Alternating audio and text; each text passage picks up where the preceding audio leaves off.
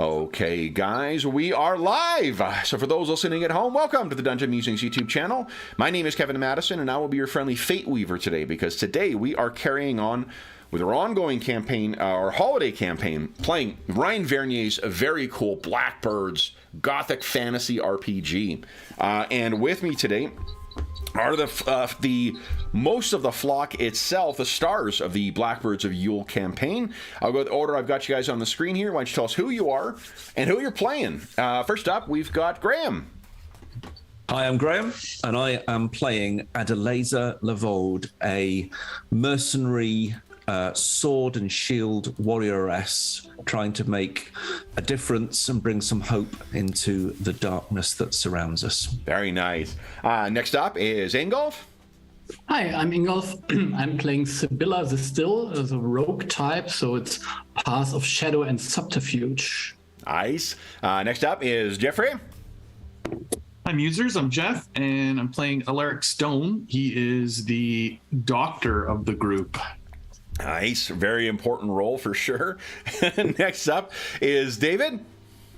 Hi everyone, I'm David, and I'll be playing Roland Highgate, a follower of the Path of Bow and Blade, dedicated to the crossbow. Nice. And last but certainly not least is Carl. Hello, I'm playing Carl. I am not playing Carl. I am Carl. And I'm playing Ludwig. Full holiday mode. Yeah, he is also Path of the Bow and Blade, but he has a big hammer. Nice, very nice. So, guys, this is chapter 3 of our campaign, and we have a new face as far as the players, but David has very kindly stepped into the role of Roland, so it isn't a new Blackbird. I think what we can assume story-wise, well, I guess first off, let's catch up those who played before with what happened last session. So, I believe where Ingolf last saw our heroes, our Blackbirds, was at the gates of Culwadine and with things about to go sideways. What happened last time? Yeah, so Gita ran into, maybe fortunately or unfortunately, who knows how these things go in this world, but she ran into Ludovic, who had seen her and a lot of the others in some dream about ravens or crows, some sort of blackbird eating the corpse of a big snake. And he's like, I've seen you before. But before we could figure that out, we were attacked by the Culwadine guard. And we stayed and fought for a while, but this became way too many guards pouring out of the tower. And we eventually were able to at least get some room to flee. And Ludwig took a nasty gash to the eye. Fortunately, we have a doctor with us, and he was able to patch it up. And then after that, when we fled, we did evade the guard, which was good, because Ludwig, all he had was like a place, like a lean-to, and this is my stakeout place because I'm big and no one messes with me. But fortunately, one of the players had a contact, and we were able to track down this contact to a tavern. This was this Nigel fellow, and he kind of hooked us up, but we got to do stuff for him. That's what I recall. Mm-hmm. Nigel White.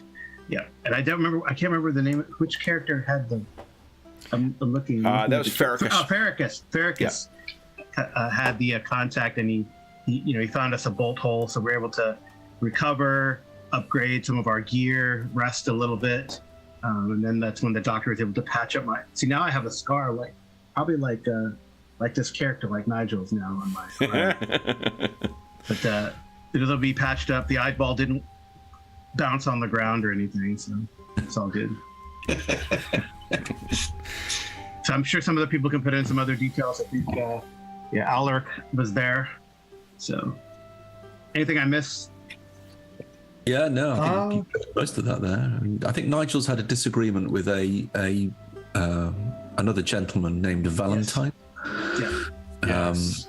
And our goal, grubbily as it is to convince Valentine to move along if he knows what's good for him.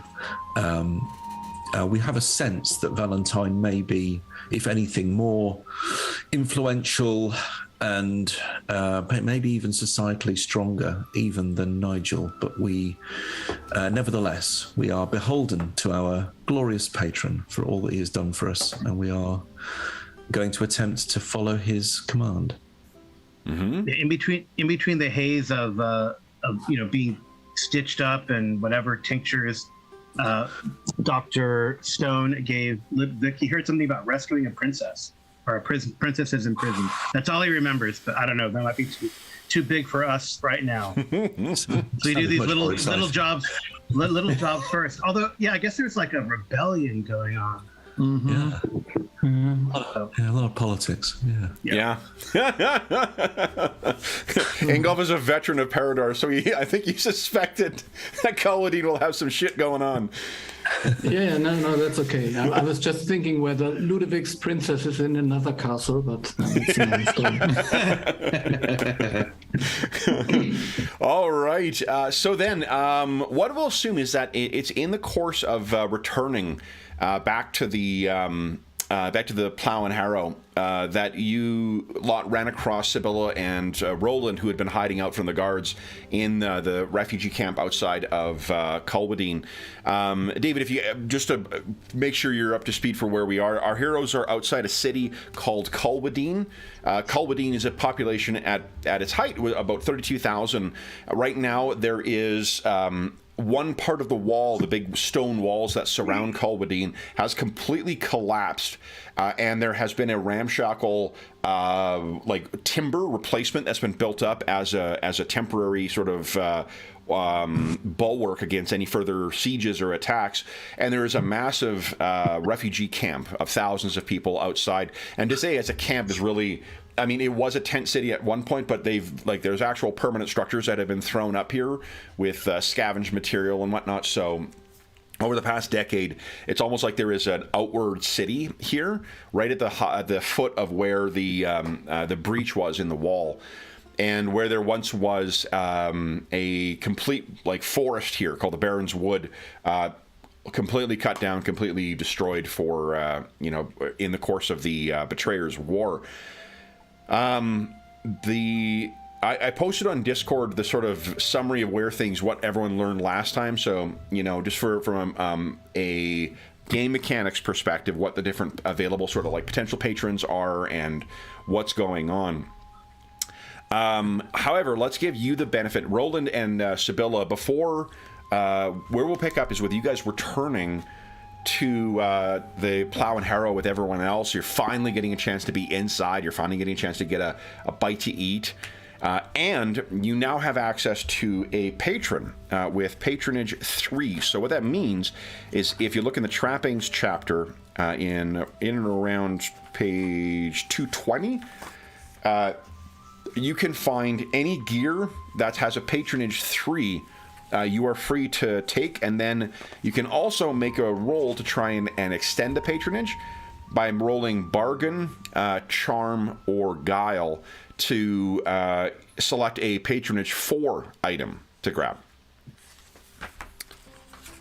So I'm not sure if there's any specific holds. I think that both of you have some basic armor to start. What everyone else, or all the other bow and blade characters upgraded to was Brigandine armor. That would be the one Roland is interested in. Is it? There's any spare. Okay. Yep. So there's Brigandine and Brigandine with shoulder pads. So if you don't have any agility type things, which Ludwig doesn't, then that's even a better upgrade for the same patronage. So then you have to just evaluate that on your character. I think the bows are for the most part. Hold on here. Longbow is finesse. So that would, for Sibylla, that would impose a penalty. And the light crossbow, I think, is not. So you, Roland, you may, if you want to see what cumbersome does on page 219. So that is the difference there. But, all right. So then, Roland, which of those 3 skills do you think you want to make a roll for? Bargain, charm, or guile. and some of you guys have talents that allow you to swap other skills in for some of those social skills. Hey. He'll try and be charming, although it isn't his forte. Okay, well, let's see here. Go ahead and give us a charm check. Is that standard difficulty? Standard difficulty, yeah. Okay. Critical fail! Not his forte. So, what that will mean is, let's see here. I believe that it means maybe having an impact on your patron. Whew. What did you do? I think what it does, so the critical 6 failure, I'm on page 215. Critical failure means the patron rejects that blackbird and their companions. They all lose 1 level of patronage and can't access that patron until they perform a undertaking at the challenge level of their previous score. Whoa. However, Sibylla, yours was acting the same time. Is there a patron level 4 that you wanted to try for? No, I would be satisfied with a Gambison at level 3, I suppose. Okay, there you go. Are there any level 4 things that you would like to try for? No, not at the moment. At the moment, okay. Well, that's for the best because patronage levels are now level 2. Oh no, we just got kicked out. I think what it is he's had to relocate some of his with bringing so many new. Someone has picked up that you're bringing so many new people back to the Plow and Harrow that he's going to have to move his stuff. So the thing you guys were waiting for, you may recall, was that so unfortunately, Roland, you do not gain the Gamison just yet.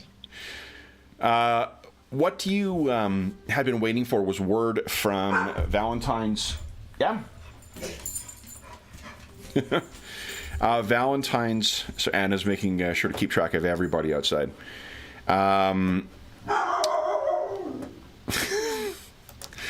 Valentine's willingness to meet with you guys and discuss things. And fortunately, it is about mid-afternoon when that occurs. So you have word. Tonight, they will bring you in the city through their secret path. Let me just make sure no one's outside here. I don't know who she's yelling at. There's no delivery or anything. So, what are you guys thinking? Is that acceptable to you? Like, Valentine is in the city, right? Valentine is in the city. He has agents out here who are looking for Nigel. Right. Yeah. We just gotta, he has a lot of potential contacts for things that we want to do or fit within the dream that we've had. So, right. Meeting the rebels, etc. So I think we need to meet with this guy for sure. And we're supposed to try to convince him to not mess with or not try to track down Nigel and kill him, right? Yeah, effectively to convince him to leave Nigel alone. Nigel is currently in hiding and doesn't have full access to all of his resources. Nigel's offer has been to put you in contact. One thing that he is able to do is put you in contact with any of the other factions that you wish to, in addition to serving as your patron. And now you may need to do something else to try and help Nigel out because his patron level is down to a 2. Which means, hold on, let me just double check the where you're staying. So I got us kicked out of the inn. Yeah. Tents, firewood, and unprepared food. So you guys are in hiding in amongst the refugees now. So you do have a tent. Oh dear. Alaric's just used to this. Yeah. Yeah, I guess so is Ludwig. Yeah, still step up for Ludwig. Things go good for 30 minutes, and then they're just back into the. So then, anything you guys wish to do before meeting up with the contacts? For instance, you could ask around and get a sense of where it is you're meeting. You could get some preparations done so you're not just going in blind. You guys are, even though Farrakis had some knowledge of the city from beforehand, obviously the city has gone through some pretty fundamental changes in the intervening years since he left.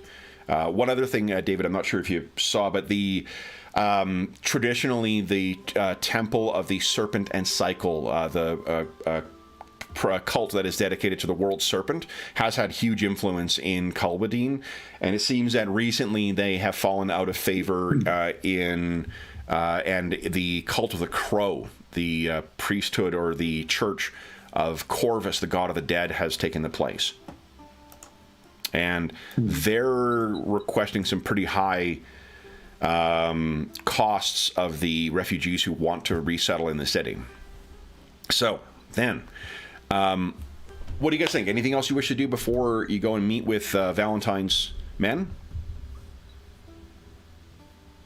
There was a thing that there was some talk about Evelyn Rose or so, Evelyn the Gravegiver, in our first session. Evie the Gravegiver. That is. Yeah. Yep, that is. So that name sounds a little bit like we would know a little bit more about her maybe before we meet her. So do you guys remember what you learned about Evie?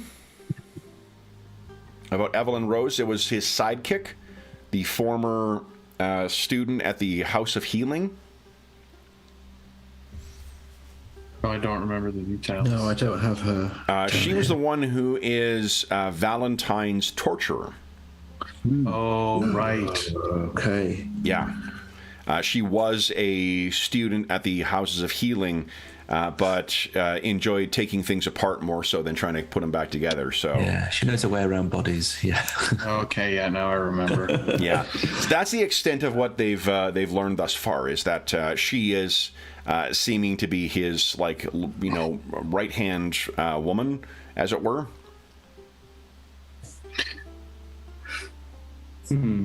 Does that answer your question, Sibylla? Just curious. So normally, just by torture, you wouldn't be the second in command. So I would expect her to be even meaner than just torturing people, maybe. But we will see.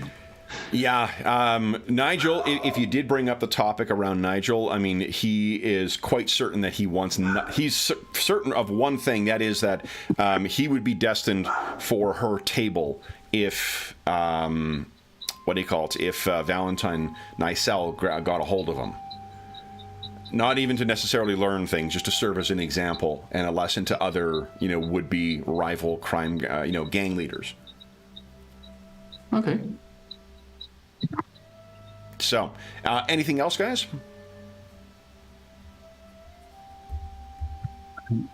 Probably we'd want to keep it a little bit low anyway, just after all that ruckus outside.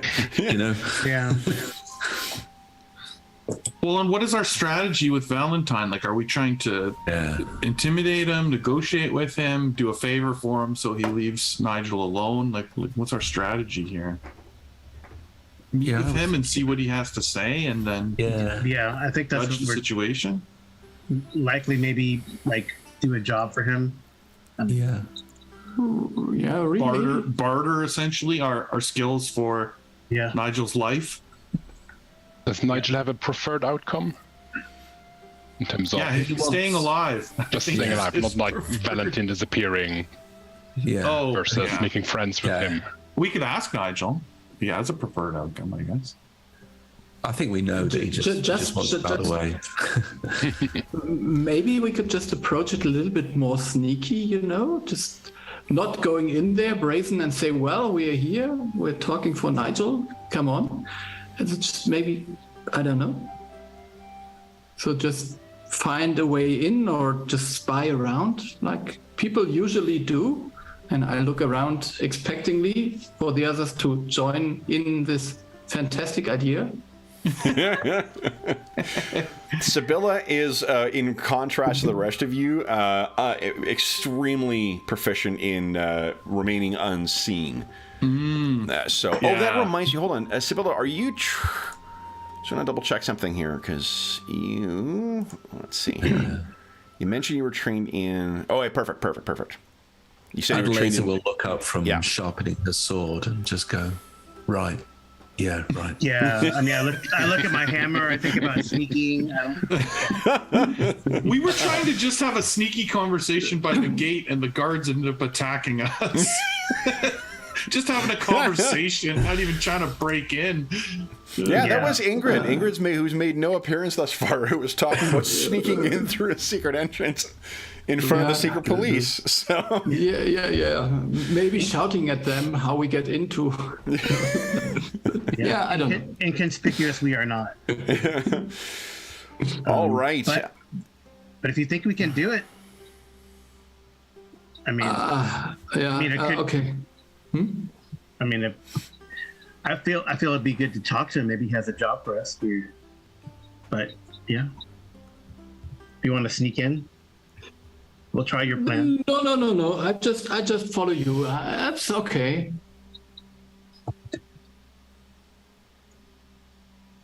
I mean, I won't be doing the talking, obviously, but I'll stand around and look intimidating. Yeah, well, I think that depends on the direction we end up taking, right? Right. We need some intimidation. Okay. Then, if there's nothing else, guys, we can cut to evening. Now, what you are finding as you are making your way to the rendezvous point is that you may recall that when Farrakis met with Jasper had a pretty nasty cough. And you had heard that there was a sickness that was making its way through the camp, or in some parts of the camp. What you find is that there are, it seems that your rendezvous is right on the cusp of what's kind of become the, the sick part of the camp, where people are pushed in together. So it'll be somewhere in there. Tell me, Alaric, you've got the necessary training in heal. What kind of precautions do you wish to make to be making your way into this place? I wonder if we should be wearing, something to cover our faces, or... Well, that works. Yeah, masks. Are we going to have to mask up? Okay. Yeah, I know. Well, as soon as I said it, I'm like, oh no. Well, I mean, we've been waiting 3 years to get these fucking jokes off our chest. So let's talk about using your action to social distance. Let's talk about carrying. Yeah, I mean, I think the heavy cloaks might, sort of be the more medieval solution. Absolutely, right? covering your face, I think, is about as good as you can expect. And also it would help to make it so we're not as identifiable, seeing as we did cause a bit of a ruckus at the gate just earlier today. Yep. Or yesterday, or whatever it was. Yeah. So then here's what I'm going to suggest. Why don't each of you give us a toughness check, and then anyone who fails it, it'll be at +10. Alaric, you will be able to roll an extra dice. You'll be able to aid them, basically. I'm assuming your expertise in avoiding sickness will come into play with that. So, but we don't need you to roll it 4 times, right? We just need to see if it's the case. So, toughness at +10, and we'll see if anyone fails. Jesus. Okay. Oh no, Doctor! The doctor. Roll 20 is just a jerk, man. Oh my god! Absolute jerk. All right, so here, first off, Alaric, why don't you give us, for Ludovic, give us a D10 roll, please. Can we use a fortune for that, though? You can, but you may not need to, because Alaric is assisting. So, you can sub that 3 in, because he's aiding, you can sub it in for the 8. So instead, you rolled a 30, Ludovic, you're fine. Adelaza succeeded. Who did not roll here? Sibylla's rolled. Roland's already succeeded, yep. So then, would you give us one more D10 roll there, Alaric? Let's see if you can get Sibylla.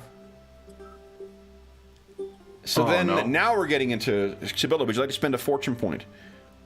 Yeah, I think I should. Okay. Go ahead. Yeah, because you have a good chance, too. At +10. Yeah. No. Come on, roll 20. Okay, so we have Alaric with a critical failure.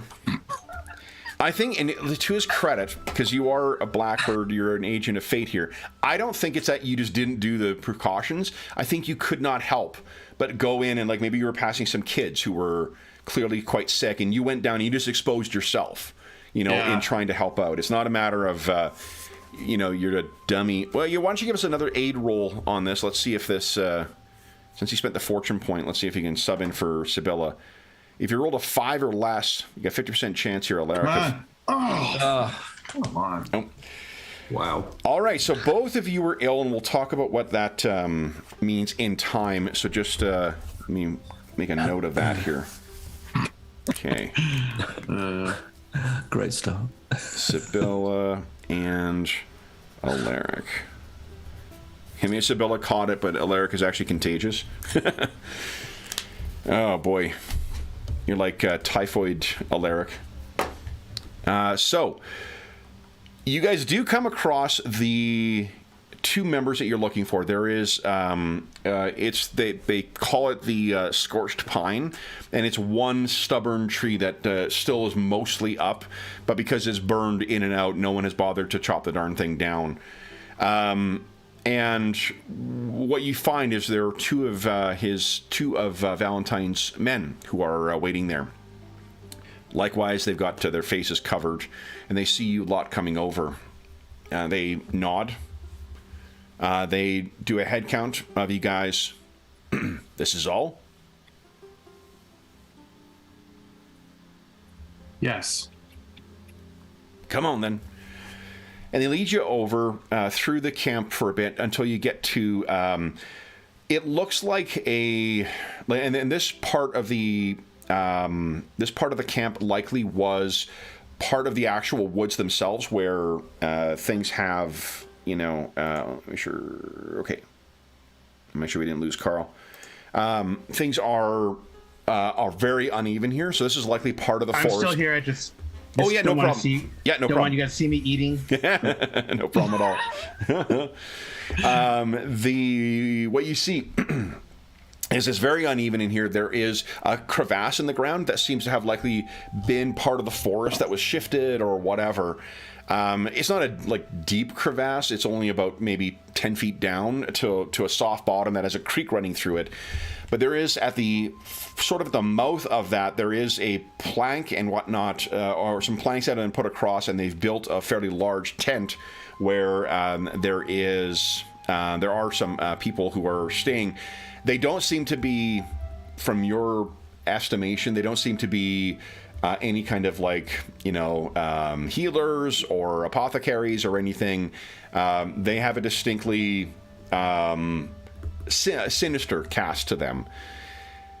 And as you come in, you're brought into there. They bring you into the middle. They pull up some of the boards to reveal a drop down of about 6 feet. There's a wooden ladder that's been crafted to bring you down to the bottom. And at the bottom of that, what you can see is a cistern that seems to be going in the direction of the city. So this appears to be one of the ways to get into the city that they have cleverly hidden. You can see that there is a metal grate that has been broken away for part of it. And it leads in. So the two of them look at you guys, and you can see there are some torches that are sprawled out on a table nearby. These are each handed to you guys, and once you get down into the bottom, you're going to start making your way through, with each of you carrying a lit torch. Now, if you choose not to carry a torch, just let us know. Those of you who use either two-handed weapons or two weapons or a weapon and a shield if you're a sword and board fighter, you may not want the the torch to be cluttering your hands. I think pretty much everyone other than Alaric uses either a buckler and a weapon or a two-handed weapon. So Alaric could carry two torches and hold one sort of in front of him and one sort of behind his back, to help light the way a little bit. Yeah, if you want to do that.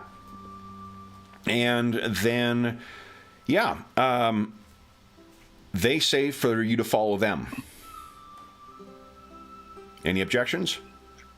No. Yeah, we don't know any better way, so Yeah. Our methods did not work very well, so. So let me bring you to sewers. So what we're going to do for this part, just to give you guys a chance. Oh, let me move something here. Let's move this over. Oh, hold on. Let's move this over here, and let's move this over here. There we go. Oh, yeah, you guys can see everything. Now, what I'd like each of you to do is to set our initiative ladder. So if you click on your token and then click on initiative, just so we're prepared. Sewers being a famously safe place to navigate. And those who don't know, it's on the combat tab, just a little ways down on the right. Perfect. Okay. All right, and I'm going to switch back to our creepy music. I was using a different thing here for a bit.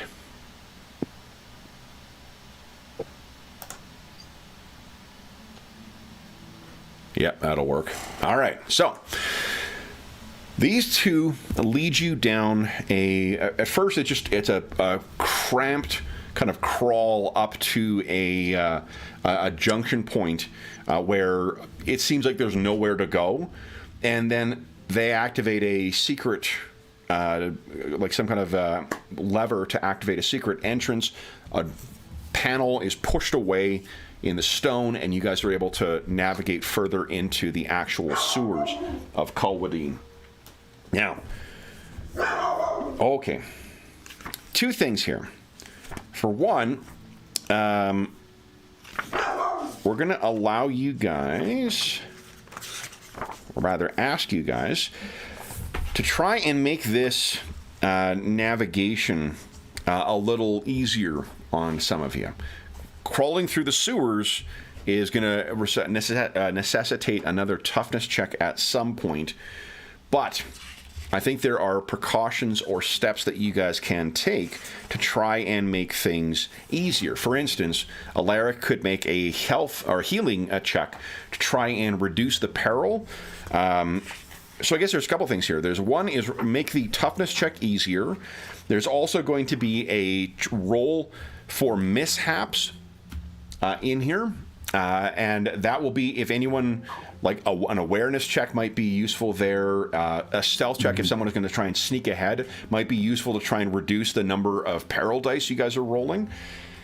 And I think that's...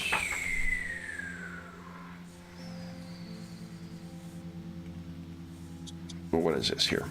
And then the last thing... Yeah, heal might actually reduce the chance. Oh, and then navigating as well, too. Yeah, So- I have navigate and So each of you heals. will be able to do one of these things, and one person who is trained in that skill can assist that. So how do you guys want to do this? There's three things that you're facing right now: is getting through the sewers without mishap. There's avoiding against the consequence of mishap, and there is the what do you call it? Making the journey easier. So let me put it in chat here. Easing the path. Keeping an eye for hazards. And what's the last one here? minimizing the peril. And yes. Hold on. That's that.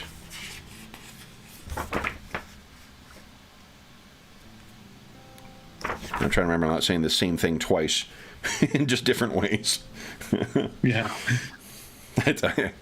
This is not non sequitur, but I had the last discoveries I had before Christmas was someone who insisted on listing all their their injuries they're dealing with, and it was fucking 6 entries in a thesaurus for the exact same thing.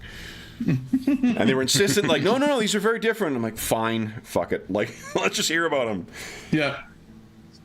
And then so easing the path, keeping an eye for hazards, and bolstering the party, we'll call it. So, who wants to take the lead on any of those suggestions for skills? Easing the path would be, I think... I could see coordination helping there. Possibly. Coordination is more like acrobatic stuff, so yeah, maybe. But I mean, like athletics folklore to move things around. Yeah, I think it's more like athletics actually, because you could help with lifting, and you don't necessarily. The person who aids doesn't necessarily need to have the same skill. So you could have, say, someone use navigation, and then someone could aid with acrobatics. And you'll each be able to lead one of these tasks, and you'll be able to assist with one of these tasks, and those are not the same. Actually, there's enough of you. Why don't we let 2 of you assist with it?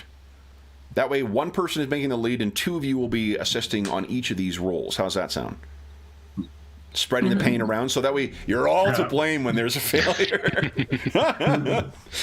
All right. Truly, the flock acting as one. All right, so what are we thinking here? Bolstering the party, that is most likely a heal check, but I think a survival could also be useful there. Survival check. You have to be trained in it, you said? To take the lead, yeah, you need to have some training in it to take the lead. Or to assist, but you can also try and suggest that there's a different skill. So like someone who's trained in survival could assist someone who's trained in heal with the main check, for instance. But I'm open to suggestions. If you guys can narratively tell me, I've already heard some good ideas for using physical skills for easing the path. Okay. Yeah.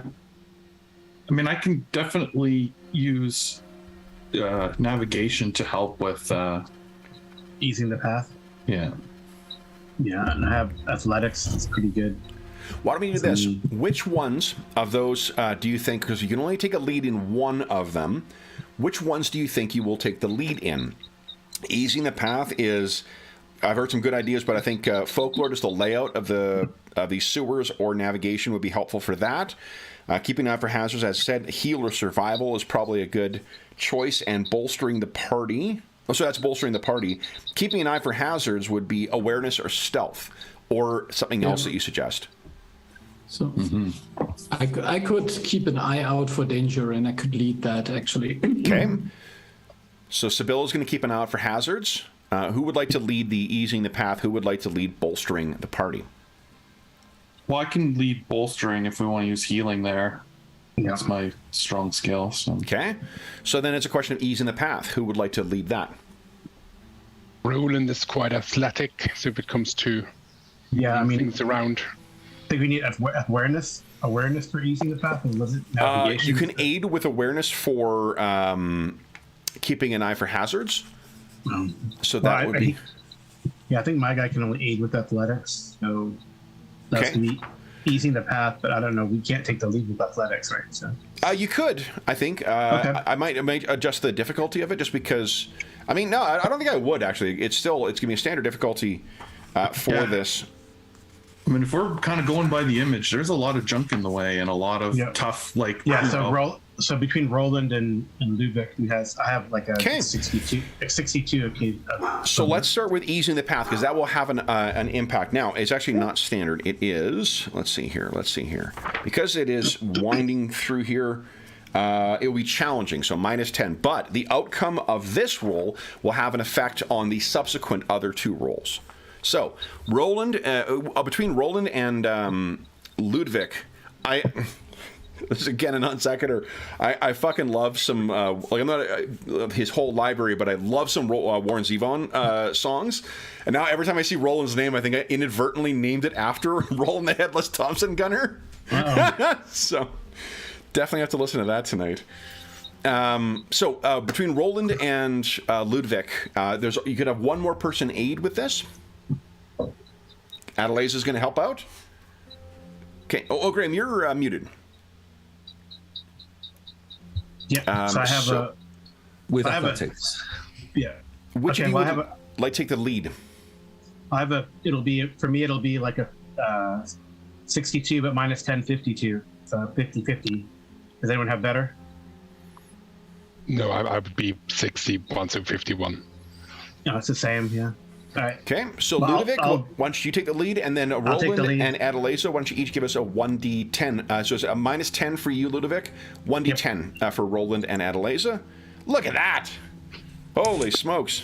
All right. But let's see if you can get a crit. Oh, you couldn't get a crit out of that. All right, so here's what you find is with your help, you're actually reducing it so the other two rolls will be standard.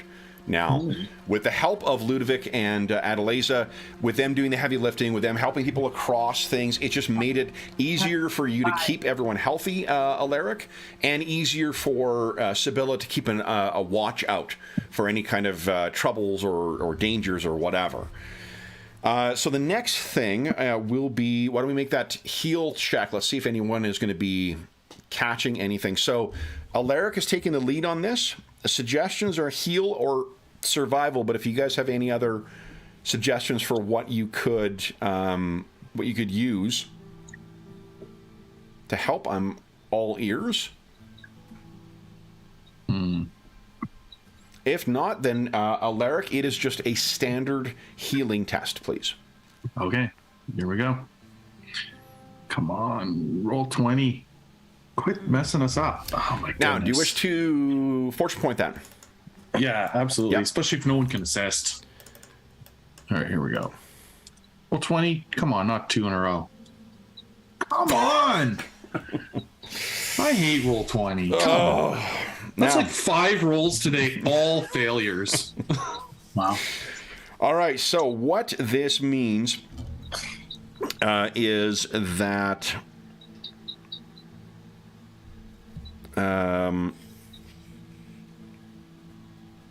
the endurance check is going to be at challenging. So, or not endurance, the toughness check. So would you each give us a toughness at minus 10, please? Oh, God. Oh.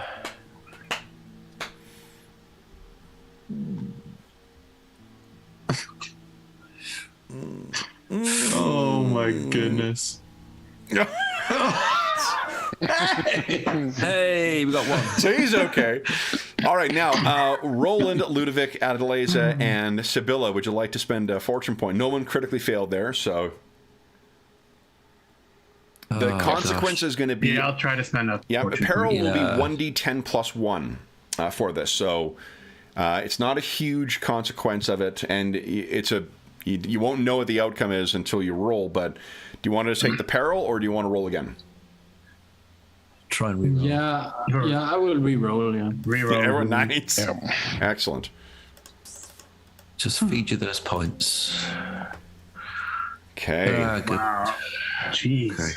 It's not meant to be. Okay, 1, 2, 3, 4. Oh my God.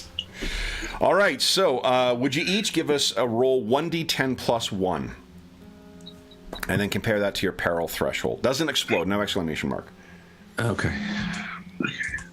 Okay, 9 for Roland. 6 for Sibylla, which I think is actually below the threshold. 6 for me. 6 for Ludovic. Wow. 11. 11. Adelaide. So Roland and Adelaide, I think, are the only ones who may be suffering peril here. So just move yourself down. However, I think that's only 1 though for each of you. It is, yeah. Okay, so you're down a little bit. It's just this has been a more wearying process than what you expected. The last thing is going to be Sibylla. So Sibylla, it is awareness and stealth. And if you guys have any other suggestions, does anyone else have training in awareness or stealth? Oh. No, I have both. You have both, okay. But what about, are there any other skills you think may help with Sibylla keeping an eye out? Training are the ones you're an apprentice in or higher. Exactly, apprentice or higher. Yeah, well, Yeah, I've been scouring warfare desperately for us. but it's a stretch. It's a real stretch. All right. So then, And I mean, unless the threat is coming from our guides themselves, I have scrutinized, but I don't. Unless it's them, that's the danger. you could, sure. Well, I'll let you. Yeah, why don't you give us a 1d10 because you're trained in scrutinize, right?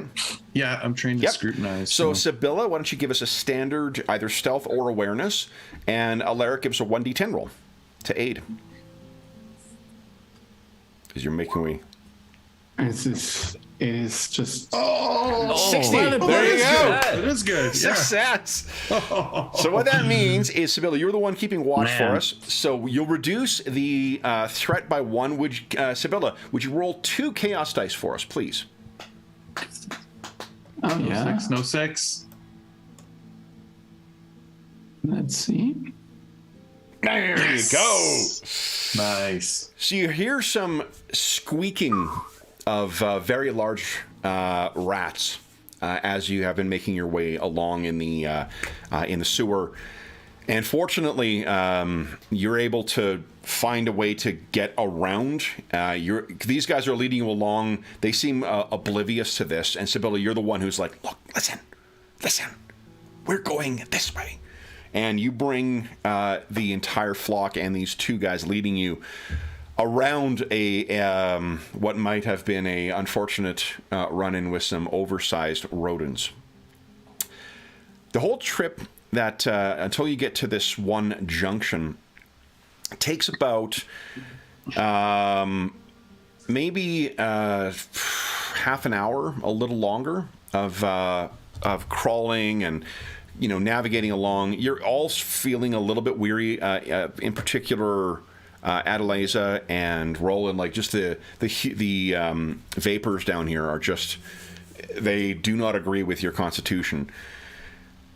And there is no light. And unlike the illustration here, we don't see light coming down from drains above. It's pitch black that you're navigating through. The only light is the torches carried by your path leaders and the torches that Alaric is carrying to try and light things up. Sibylla, it sounds like you might be the one who is near the front of the flock. And you're the first one as you get to the stretch. You can see something curious. There is, it looks like something is casting light directly on the ground.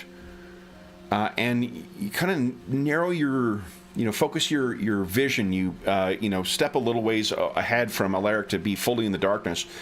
And what you can see up ahead, it looks like on the side of one of the, there's like, what do you call it? Like walkways, or they're not really designed as walkways, but they're out of the muck that makes up the sewer. There is a lantern lying on its side and kind of askew. And it is lighting up what do you call it? Lighting up sort of the immediate area. You hear the 2 guys walking ahead of you. They do a very particular whistle, and then they stop. And they put their hand up like, wait. And they whistle again. They're like, come on. He can't have fallen asleep again, can he? They seem to be waiting for like a call and response kind of thing. And there's no response coming. Sibylla, you're furthest up ahead. If you'd like, you can give us an awareness check. We'll give it plus. Everyone's pretty quiet down here right now, so why don't we give you a plus 20 to that? Okay. That is okay.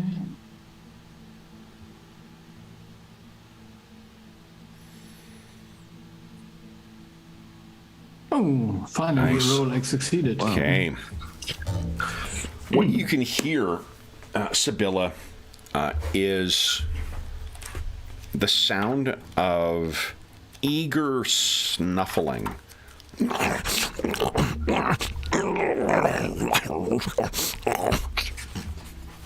from up ahead. Something quite enthusiastically supping. Strange. I think I maybe walk back and tell the others. Okay. What do you tell them? Is your friend a pig or something? Or what's going on there? What you talking about? Ain't no pigs up down here. Where's... Yeah, but it sounds like it. They look up. Jacob! And it echoes rap, rap, rap, rap, rap, rap, rap, down the corridor, and you hear it's from somewhere down there.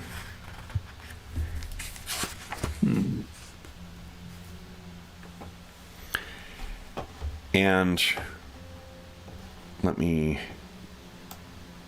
quickly add something here. I'm going to check. Oh, you know what I'll do? Let's do this. Would everyone, Sibylla, you are fine. Everyone else, would you give us an awareness check, please? Okay. I need to spend a misfortune point to reroll here. Excuse me. Is it standard? Standard difficulty, yeah. Yep. Come on. Let's see how everyone does. Okay. We should change this game and make it high numbers is good. All right, so let's see here. So far, we have... so Roland, Adelaza, and Ludovic, you guys have succeeded. Roland and Alaric, you failed, but not critically. Do you want to spend a fortune point reroll? Yes. Okay. Go ahead. I think Alaric won't. He's just got so many things going on. He's just distracted. Critical success. Beauty. Roland is able to call out, "They're coming!" You can hear something running towards you. And Draw sword. let's do this.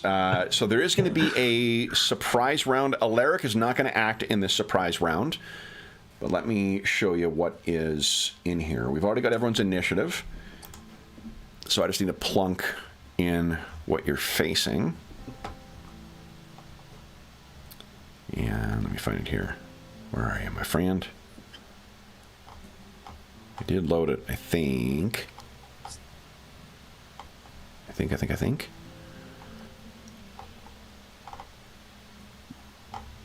Mm-hmm. Oh, god dang. It's one of those ones where I assumed that I had loaded it at some point. I can't remember if any of you guys are Battletech fans, but I got a lot of mechs I could throw at you right now.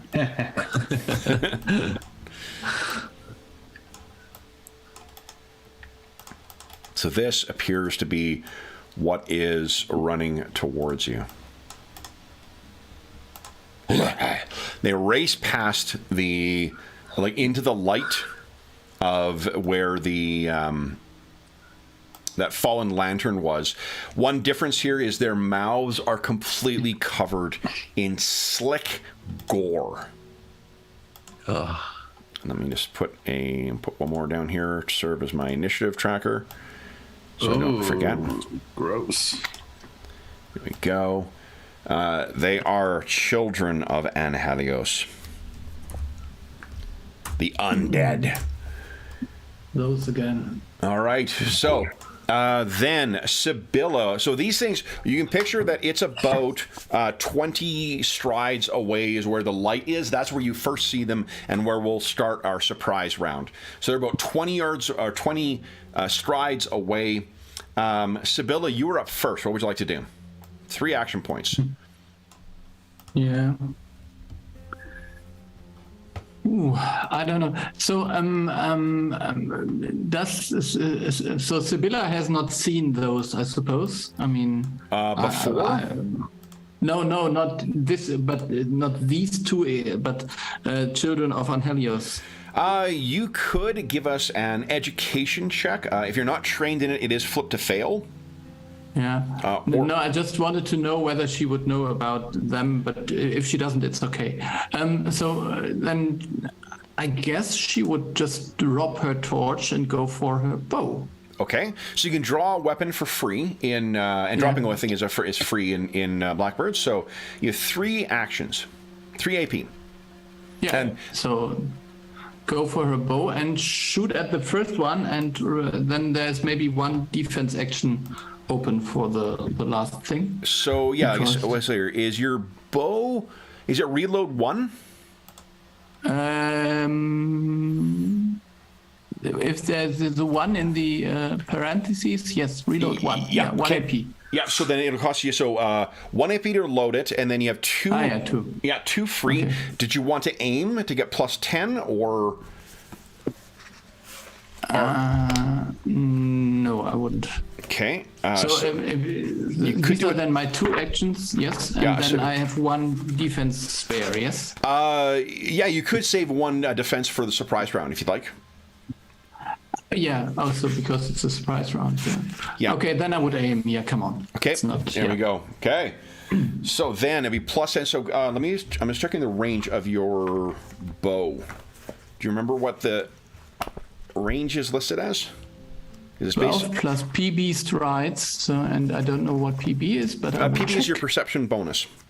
Yeah, but I don't know that by heart. I'm sorry. That's 6. 18 is my range. 18. Okay, so then it'd be minus 10. So basically, you're making a standard check because it'll be at your second range band. Yeah. Okay. So go ahead and make an attack. Yeah. Nice. All right. So these things are going to try and dodge because they do start their surprise round. Oop, that's the wrong thing. Go roll 1d 100. All right, so this is going to be they only have a 40% chance of dodging, but that's good enough. Whoa. But it's minus 10, so you have a 30% chance of dodge, which is still unfortunately the same thing. So you fire at this, and one of them it sort of staggers to the side. Seemingly these walking hungry corpses are a little more have a little more self-preservation. I'll keep track of it so you guys know where they are. I'm not necessarily going to do this for every adversary, but just so you know where the APs are for these guys. All right, then Sibylla, you are done. Roland, you're up next. What are you doing?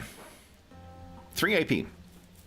Not wanting to be shown up in terms of archery and long-range combat as a fellow path of the bow and blade. More or less the same, but yeah. Get his light crossbow loaded for 1 AP, take aim for 1 AP. I think that one shoot. You can assume you've been traveling with it loaded. Yeah, okay, in this case, yeah. In that case, aim for 2 actions and shoot. For 2, okay, so that's plus 20. And what is the range of your crossbow? 12 strides. So same thing. It'll be just a standard roll because it's into your second range band. Yeah. So you go on. Sorry. If you have technique longbow, I missed that, then you can fire without thing at even long distance, so there could no penalty. Oh, nice. For longbow. That's awesome. Yeah. Okay. So, Roland, go ahead and give us a attack standard. Are you attacking the same one that Sibylla tried to shoot? Yes. Okay. And because of my technique, I always get plus 10 to ranged attacks. Nice, so that'll be a net plus 10 then. So, yeah, okay.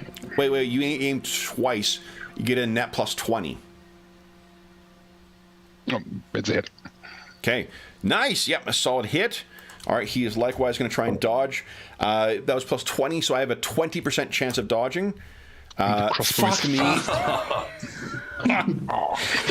Oh, wow. Yeah. Wow. But every one of those means that they cannot close, so that's helpful, I guess. Then it is their turn. So one of them, what's their speed here? Their movement is 7. One of them is now 13 strides away. The other one is going to race all the way up to being engaged with Sibylla, but is not going to be able to attack. Oh, wait. I think I could charge. Yep.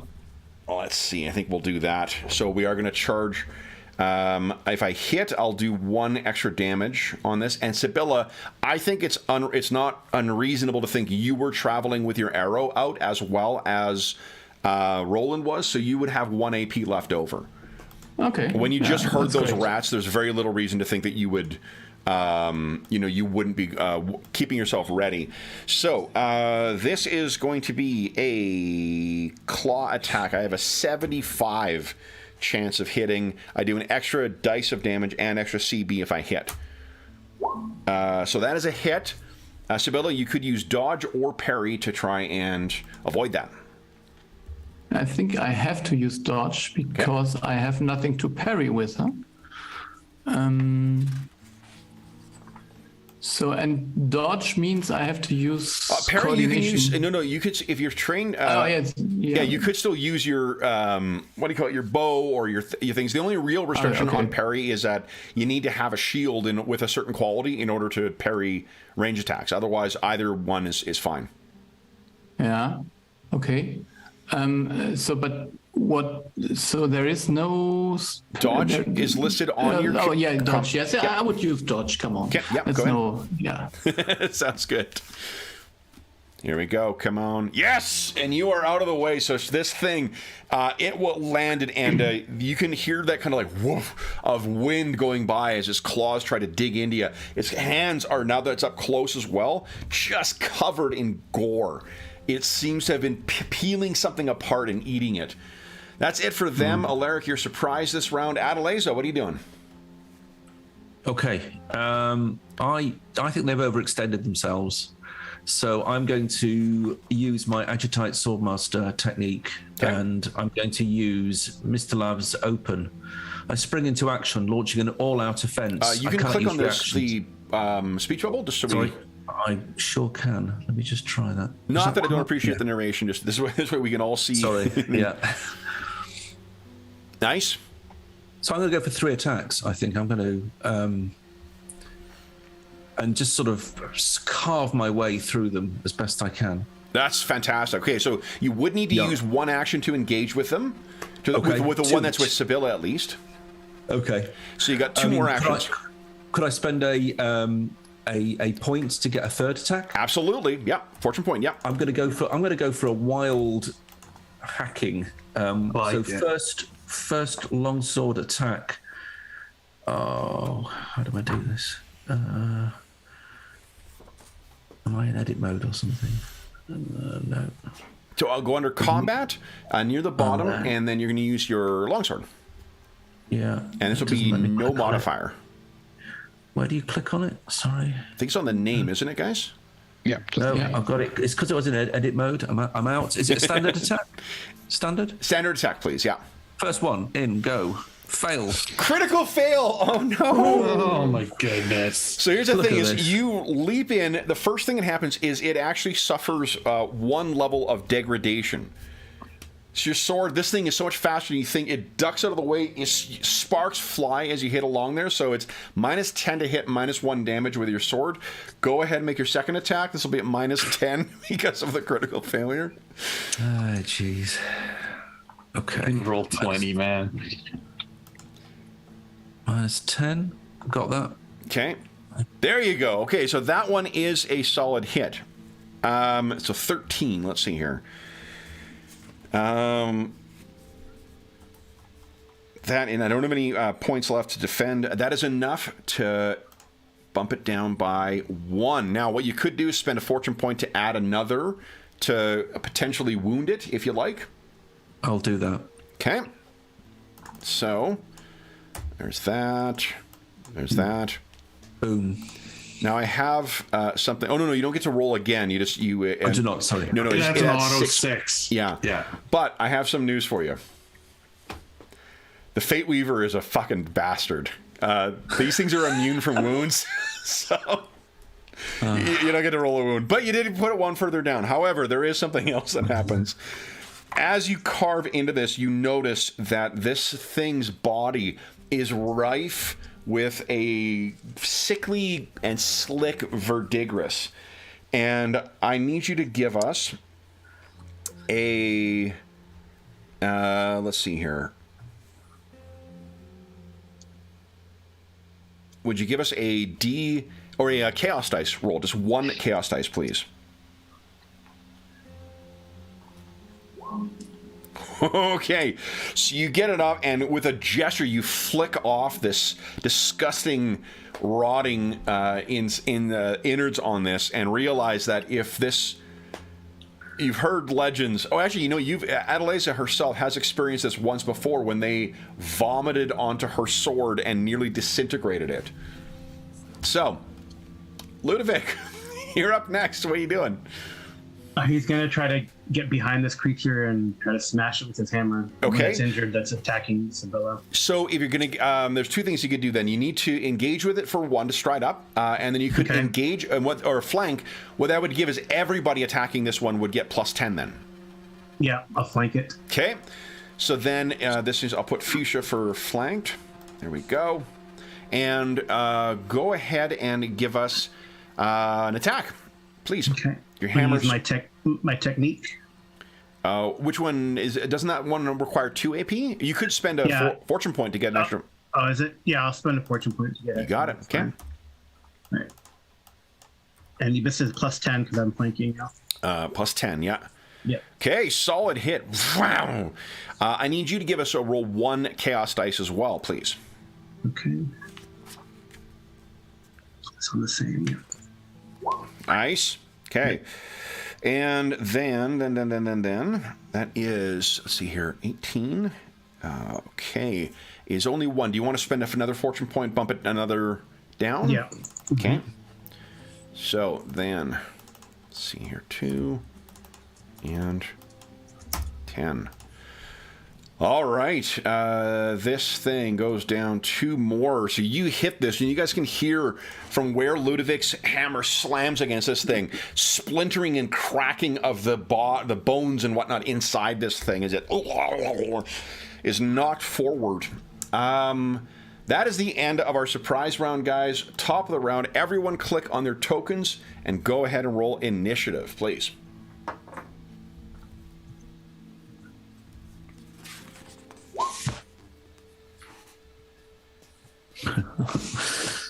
Oh, I slipped my tube. What the heck? Can't move my window. Sucks. Okay. Yeah. Oh, Natalie's Like just 2 2s in a row.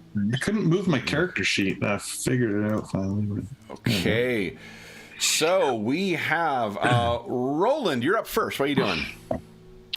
I will reload my crossbow with great alacrity. It takes no action points, thanks to my technique. And then that discount's already included for you. Normally a crossbow is 2. It does cost you 1.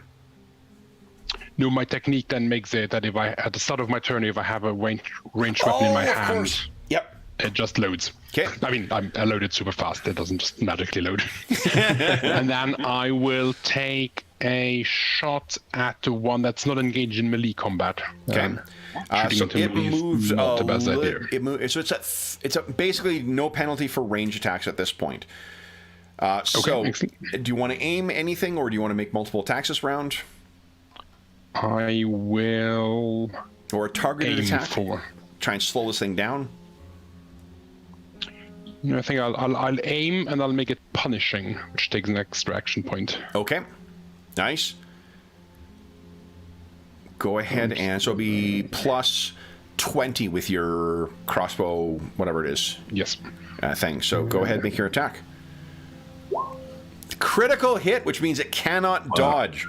Now, I do have bad news. Punishing does not do anything in because it increases punishing increases the chance of wounding, doesn't it? Weapons with this quality add a 1d6 damage die to total damage in exchange for 1 additional AP. Oh, nice. Okay, great. Yeah, then you ignore me. Go ahead and roll 1d6 exclamation mark. Let's see how much extra damage you did to this. It's also fast, so it's going to be minus 10 to its dodge. 5, nice. So it's 15. Okay.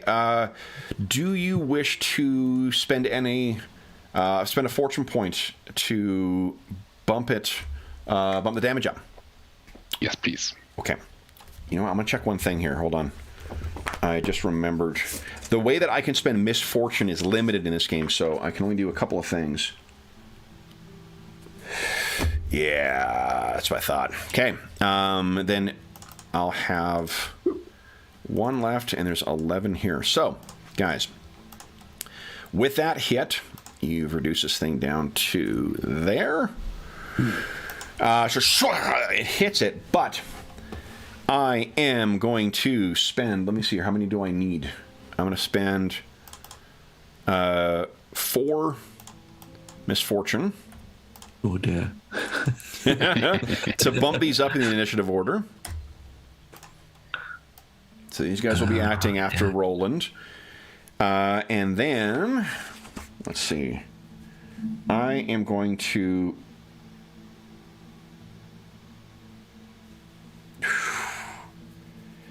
I'm going to spend 4 misfortune to vomit.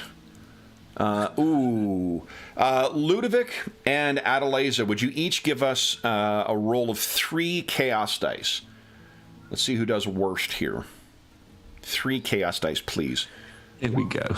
Ludovic. No chaos yet. Go ahead and roll again, guys. We'll wait till we see that red. No. Roll again. Jeez. No. You wasted all your good rolls. One more time, guys, and I'll take the highest. There you go. Adelaide. Doubles. Adelaisa, It's all happening. this thing you hit, it turns to you, and I'm spending 4 misfortune through its slaughtered throat. It just spews out Verdigris, utterly destroying your longsword. Now, you could spend a fate point to avoid that, but that means you've got no more fate points for the session. What do you think? Goodbye, longsword. It was nice knowing you. So that was 1 AP from that. I am then going to leap on you and try and kill you. So this is 1 attack on you. I have no modifiers to this. 75, so that's a hit. You can defend. Everyone has, because it's the first round of combat, everyone has 3 AP. In the surprise round, only people who have action points at the start of round 1, everyone gets action points, and then they refresh at the start of everyone's turn. So, Adelaisa, do you have any other weapons out right now? I reckon not. I think she would have had her buckler out. Okay, so you could parry with a buckler, or you could, which I think is defensive, so it's plus 10, or you could dodge, whichever your preference is. Okay. I'm going to parry with my buckler, I think, and try and sort of smash it back. Okay. And is it a straight roll? Just a standard roll, yeah. Standard roll. Combat rolls, Okay. unless you're aiming or something else. Critical success! Beautiful! All right, so you actually keep your AP, and you can make a counterattack. I mean, you have no weapons, but you could bash with the, I guess. I will smash it. I don't have my buckler down as a thing, but Just make an attack with your longsword. We'll treat it as an improvised weapon. okay. So add your BB, but we'll see if you hit first. Go ahead and make a melee attack. We'll keep it standard. Okay. And there you go. There you go. So, and with that last attack, I guess I have to try and dodge. Or, you'll try and parry, because a parry's a much better chance. So I got a 75% chance of parrying. 75. Near Wow. sublime. Oh, actually, hold on. No, they can't parry. Forgive me. You can't parry against an opportunity attack like this. So he's hit. So that's 10. And now, no, it's not 10. It's a 1d6 exclamation mark plus whatever your brawn bonus is, your BB. My BBs. Yeah. So my brawn bonus is, just for your knowledge, is 6. Okay. Oh, nice. Wow. Oh yeah, she's a Excellent. tough lady. So Smash 1d6 it. And exclamation mark it's plus 1d6. 6. Come on. Now, so it's 9. So you hit this thing. It does not seem to affect it whatsoever. You could spend a fortune point and add 6 to the damage. That would give you a total of 15. That feels like it's worth doing. Okay. So with that, that is indeed worth doing because that is enough to knock this thing down. However, would you roll 1 chaos dice for us? All right. All right. Buckler is okay. All right, so this thing drops down. It destroys your longsword, but as it clumsily comes in, you hit this thing, and its head separates from its body. The whole mess slumps down into the sewer with the other refuse. Then the other one, let's see here. I need to... so he is 13 away. I can charge now. Let's see here. Oh boy, Ludovic. Running up towards you. Let's see, 75% chance of a hit. That's a hit, not a crit. So Ludovic, you want to dodge? He's going to try to parry it. Yeah, go ahead. Come on. Should I roll up? No, I just roll off the main, right? Roll off the parry. No, off combat under your damage threshold. There's a parry. Yeah. Come on. Where's the parry? There it is. Nice success. Now roll 1 chaos dice for us, please. I'm going to change the chaos back down to 1. Right. Okay, and you get your hammer away fast enough before the verdigris sets in. And then that is the end of my turn. Alaric, you're up next. What are you doing? Okay, is there any do I have any information or knowledge about this enemy that I could shout to my allies for like helping them to Why avoid don't you spend injury 1 or AP? avoid... You're trained in education, right? Under intelligence? Education, I believe so. Yes. Yep. So why don't you spend 1 AP to give us an education check at standard difficulty? Okay, here we go. You want to fortune point that? Yes. Okay. Yeah, come on. Come on, roll 20. Give me some insight. Yeah, There you go. Right in the nose. This is like the digital equivalent of like the dice teetering about it's going to fall over and then it rolls back to a success. Okay, so here's what you know, Alaric. These things, the Children of Van Helios, that verdigris is incredibly dangerous for any kind of application to metal. It just chews the stuff up. However, it leaves the bodies incredibly dry and flammable. So I think he would yell that out, like, keep your metal away from them. Burn them if you can. So, Alaric, if you wish to put that into practice, you could spend 1 AP to move in, and then 1 AP to hit this with a torch. Yeah, let's do that. So that'll be all my AP.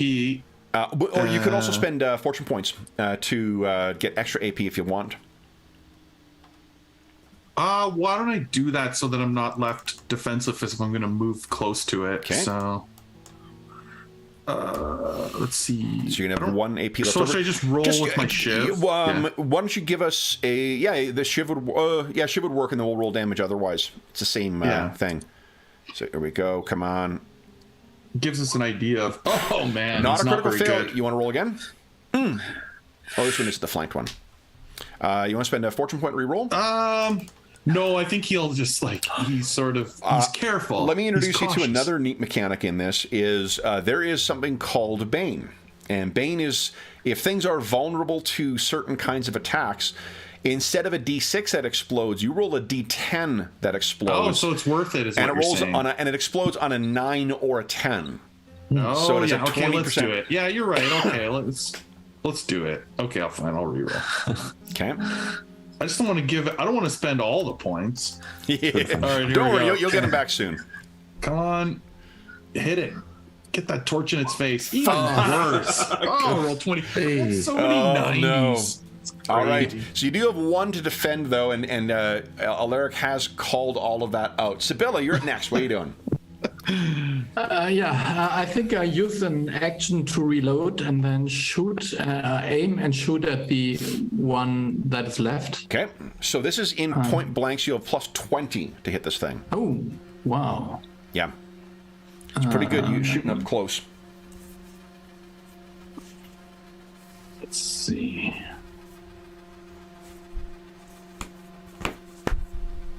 No. Oh no. All right, so your bow, you hear a crick, and it shouldn't make a crick. So your bow, you can't reload. So your longbow is suffering from 1 level of degradation right now. Minus 10 to hit, minus 1 damage. Adelaisa, unless you're spending action points to get extra actions, Sibylla? No. No. Okay, Adelaisa, you're up next. You have a buckler in one hand, and there's this thing engaged with Ludovic. And Alaric. What can I do? Can I... Alaric has 2 torches.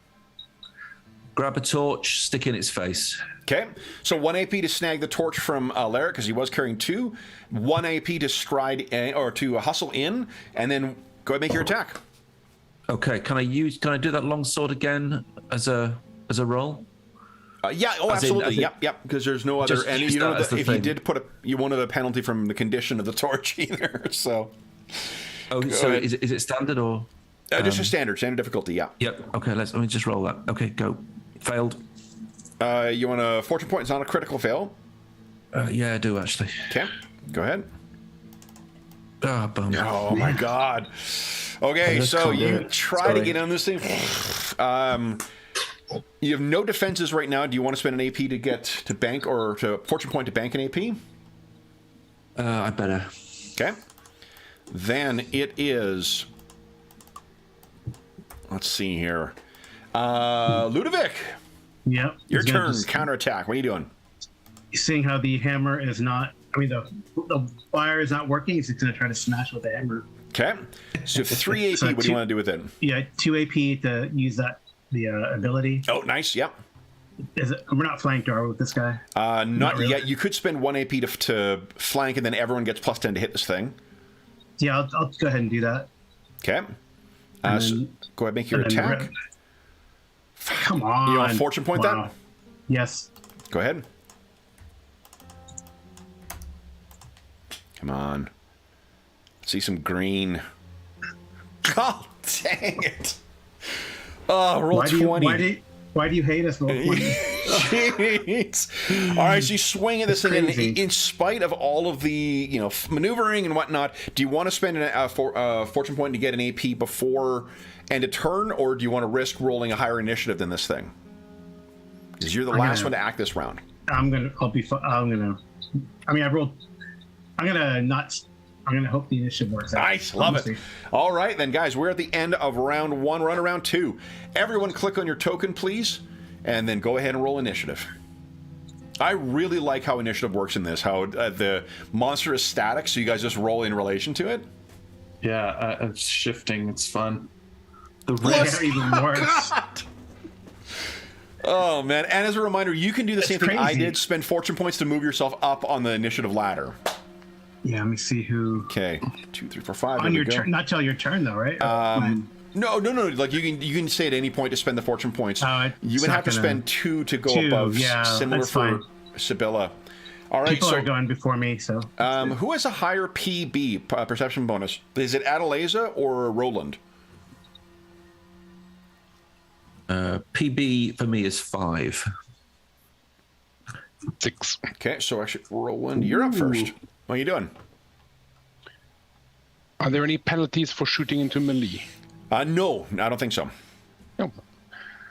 In which case, I will reload and take a shot at the remaining. Okay. This is in adversary. fact point blank range as well too. You're not you can't use. I don't think you can use ranged weapons when you're engaged, but you can use them at short range, and you're not engaged right now. So, if you roll a sublime failure, then I might have you hit an ally. But let's cross that bridge when the 100 shows up. Yeah.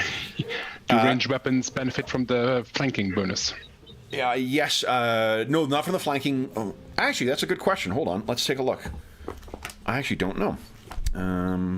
Let's see. Combat. There we go. Okay. Flanking. Where are you? Obscurement. Here we go. Flank. Attacks by those engaged get plus 10, so it's only for melee. Ranges. But you do get plus 10 for point blank range. So there's that. Yeah, excellent. And that is a hit. You want to spend a fortune point to add 6 to that? Yes. Okay. Look at that big pile. Oh, boy. Oh, boy. All right, so then that is a hit. Thwack. It is moved. Wrong button. Madison, 1 down. And then, let's see here. I need to spend 1, 2, 3. Do you have any other actions you want to take? Yes. For 1 AP, I will reload, and then I will take a second shot. Okay. So this will be minus 10. Thanks to my technique, it will not be. Oh, nice. I can make a second attack in the same turn. Oh, without a penalty. Beautiful. Go ahead and give us a shot. Plus 20 in total. Critical success. Nice. So actually roll one thing I forgot with the other critical success you guys had. Roll an extra 1d6 exclamation mark. Because critical hits do an extra. And nice. Do they add? Nice. Do they add the combat bonus? Oh, beautiful. Hold on here. I'm going to double check. I think you get to add your CB to the critical hit as well. Here we go.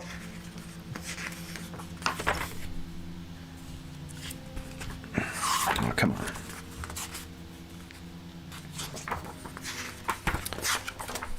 Here, match critical. It's defenseless. Add 1d. No, just extra 1d6. It's the targeted attack that adds the other one. So that's 22 damage, though. Which will bring it down. Oh boy! I was so gonna spend a bunch of misfortune to go next. Rolling shot, schwack, hits this thing clear in the dome, and it also drops down.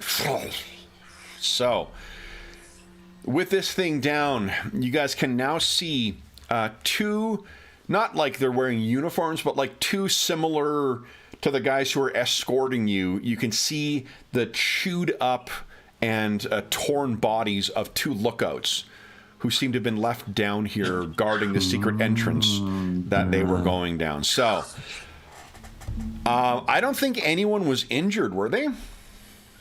Just a longsword. I'm going to pick it up. I'm picking up the longsword and putting the hilt embarrassingly back in the scabbard as best I can. It's been completely dissolved. Okay. Yeah, so there's nothing to pick up, unfortunately. Just okay. And if you expose yourself to the verdigris, there's a chance of it spreading as well. Fair enough. Okay, so with you guys recovering from that fight, what you can also tell is that the clothes, they're not like dressed like, courtiers like you see in the illustration. The bodies look like any one of the refugees who could have been part of the sick community. They appear to have, like, one is missing a shoe. But yeah, the bodies themselves are an aged man and an aged woman, horrifically changed by the curse of Angelios. But with no one injured and just some damaged gear, why don't we take our mid-session break now, guys? And then we'll refresh our beverages. And if there is, I think it's during a rekindling that you can do the repairs to your gear, but I'm not sure if Alaric has any tricks up his sleeve to more quickly repair things. No, I don't think I have any, on the run or any technique like that. Yep. All right. Well, then, we'll take our mid-session break, and then we'll be back momentarily, guys, to see what happens next.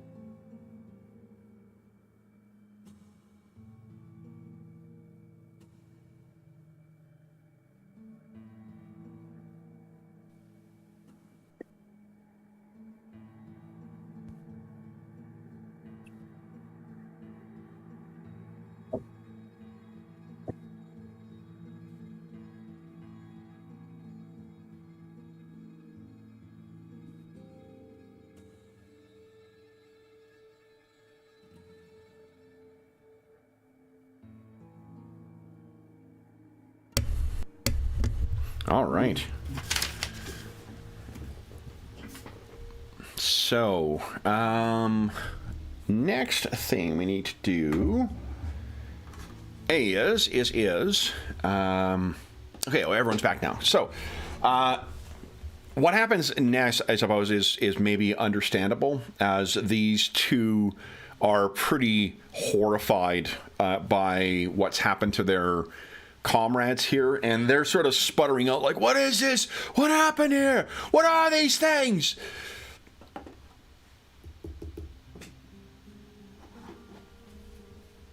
Larrick, Yes. you are the only one who really has any insight.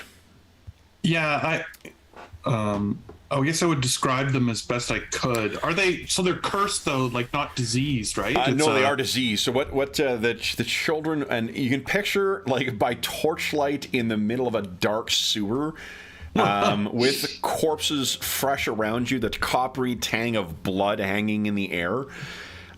He describes how Hyperion, the demigod founder of the Empire, slew, I think it's Hecate, the elven goddess, by stabbing her through for an action she took.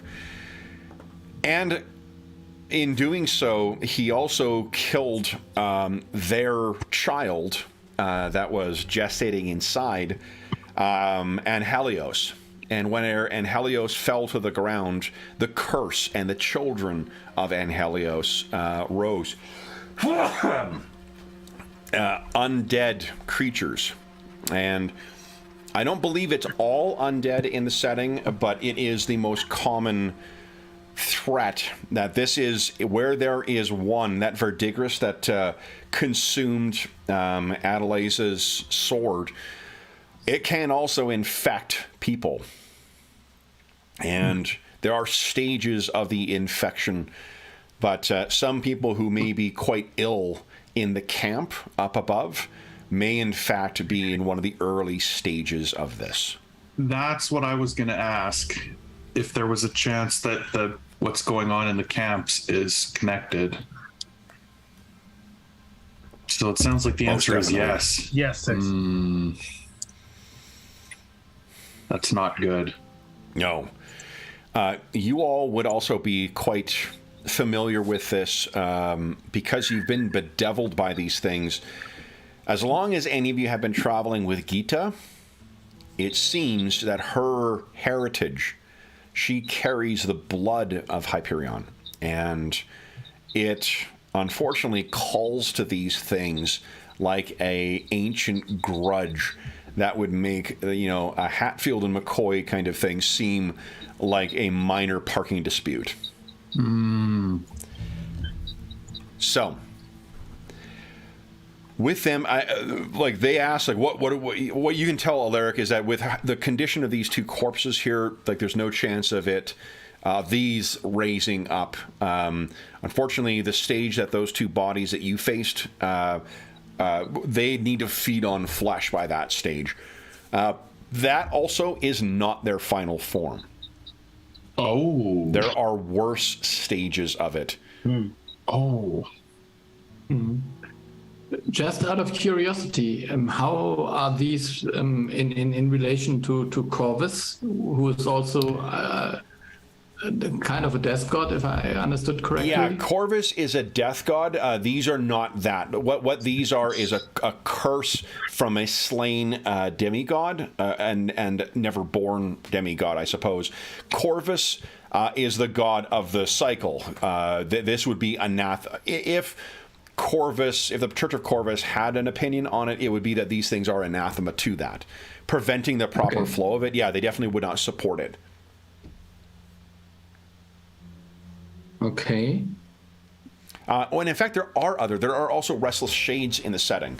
So there are kinds. This kind of specific corporeal undead is a very unique expression. But like Alaric, these things can, with age as well. The setting's version of liches are one of the types of final expressions of these. So it's a good thing we finished them off at this stage. We've most definitely potentially saved lives. These things can also, the more of them that there are together, you were fortunate to face them in packs of 2, because with 3 or more of the children, there is a miasma that spreads that can infect others. And that is fairly noticeable. Like a green, oily mist hanging in the air is something you tend to notice. Your travels through the camp thus far have not seen that, suggesting that either they've not been traveling in packs of 3s, or they have not yet reached the stage. But if they did, with how packed people are in particular in the sick quarter here, like that could spread very quickly. You could have a real problem.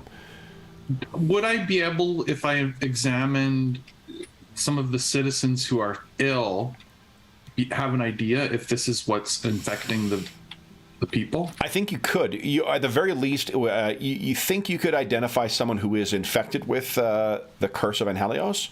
Yeah. Now I'm a little more curious about the sick people, so we'll see if we run into another one that's trusting of us. So what to the... oh, man.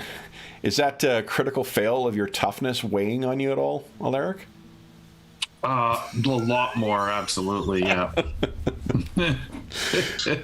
One of the things that's neat about the game, too, you guys may have noticed that at the end of the technique section is a bunch of curses, which take the place of one of your techniques. And the Curse of Anhelios is one such technique. Oh, that's kind of cool. Yeah, it's a cool way of modeling it. There's one that is effectively like a werewolf. So you can, play an undead character or a werewolf character, and I can't remember what the last one is. Curse of Beauty, I think, is the last one. But in any event, the two who led you down here are eager to get the fuck out of the sewers. Unless there's anything else you guys wish to do here. Now, do we burn these bodies then? Including the children? Yeah. Children and the things that they started eating on. As soon as you put your torch to the children, they go up like a pile of dry leaves. They just burns. That's, I think, the correct thing to do. Yeah. The torn apart bodies, though, they are not infected. In order for the curse to fully work its process, the body does need to largely be intact. And at the stage that the two you fought were at, they need to feed on fresh flesh and blood.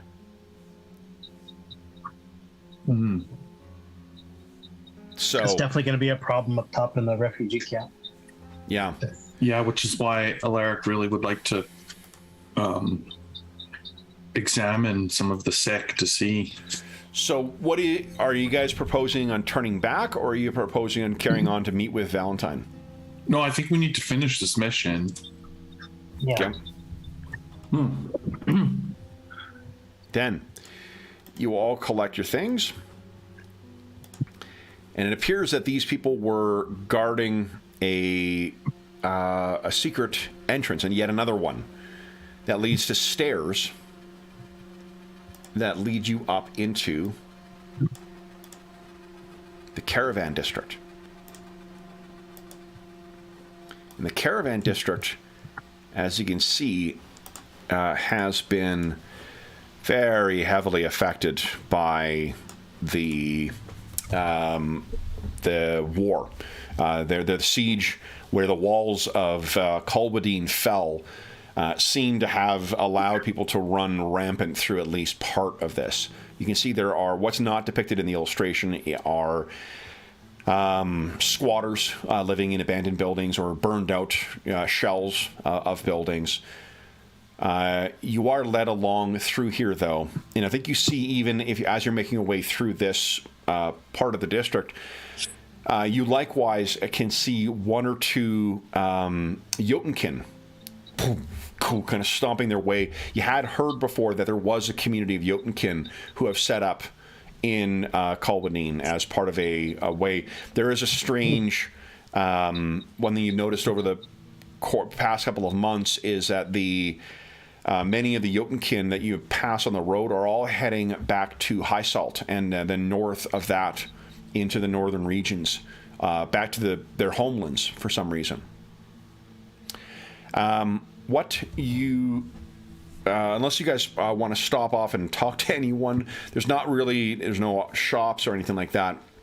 And what these guys lead you to is to a relatively intact, still a shell, but it's a 2-story building. All the walls in the interior of this seem to have collapsed down, basically leaving you in the middle of an open courtyard. It's where there aren't torches. It is very, very dark. Night has fallen here, and let's see here. Alaric, why don't you give us a roll of 2 chaos dice, please? Let's see what the weather is like tonight. Oops. Chaos dice. Dose. Oh, that's not good. And a cold snap has set in. So it's not a pleasant. The wind is howling through here. There is no snow falling, but it's picking up the snow and blowing it along. And the exposed skin is stinging, and those torches you're carrying are just flapping. The flame is dancing as alive with the struggling against the wind. You guys are told to kind of stand in the middle of this busted stone building, and that he will be here. There are no dark... Oh, it's on, I think it's actually on page 223 of the rulebook as well. If you want to see what the stats are for that. Adelaide, I think you have a... don't you have a shiv as well, or a dagger? I have a shiv. I do have a shiv. Okay. The famous shiv and buckler technique. So... you arrive here. Tell me what you guys are planning on doing, if anything, while you wait for Valentine and his crew. The two who you're with seem deeply disturbed by whatever's happened. And you can also see, I suppose, lights from the parapets atop the tower. So you are on the far side of that it's a couple blocks off by the time you get to your destination. But you can see there are parapets where soldiers are walking and torches are lit. So you are finally safely inside the city. Well, safely. Well, keeping an eye out for guards would be number one, I think, from what Alaric's doing. I think we need, for reasons, I think we also need a retreat plan already now. So just for better measure. So I think...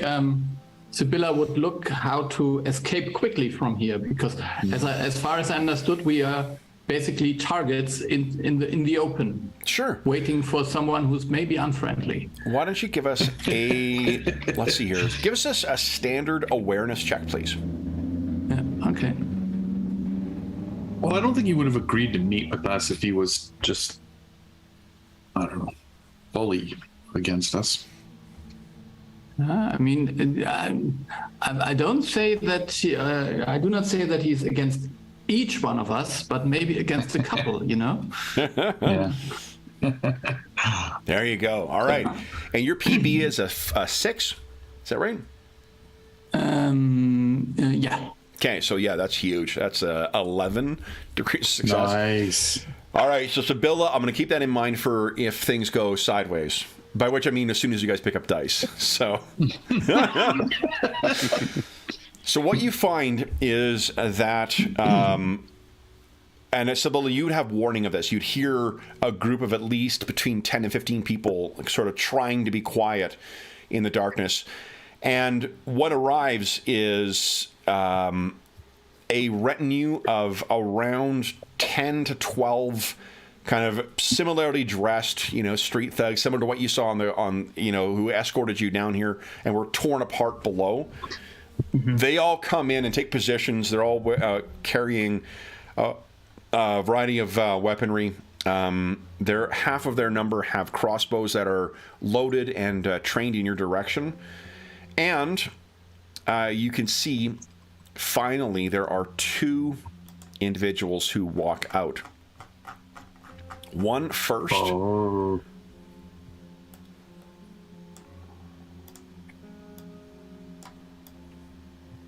Looking like this.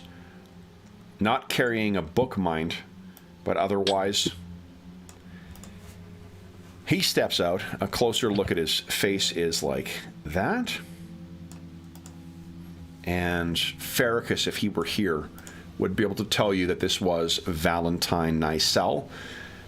But the way that the others seem to defer to him suggests that that's the case. And wearing a fur, like, he's wearing fairly fancy clothes, fancier than you'd expect from a street, thug. And the woman who stands behind him wears a very expensive, like, fur-lined coat or cloak. But you can see her hair and her eyes sticking out from underneath. She looks like this. Oh, Evie, I see him. Yeah. The illustration for her does not quite convey the coldness of her stare. But even in the breeze, when her pale blue eyes fall on you, it feels even colder. But he wastes very little time. He surveys the people who have their crossbows trained on you, as if, like, waiting for you to take in the situation that you find yourself. He is about probably no more than 10 strides away. And he flashes a smile at you. And then if none of you say anything, he says, I'm Valentine Nicel, and I hear you want to have a word with me.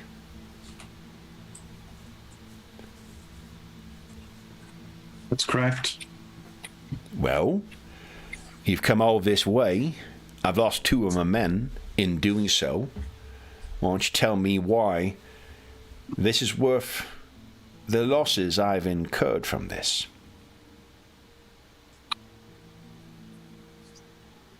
Well, we are here to parlay on behalf of Nigel. He winces. Oh, I thought you might be bringing that name up. We don't like that name, do we, Evie? And you hear her, she says nothing, but she just shakes her head. Yeah. Yeah. No, we don't.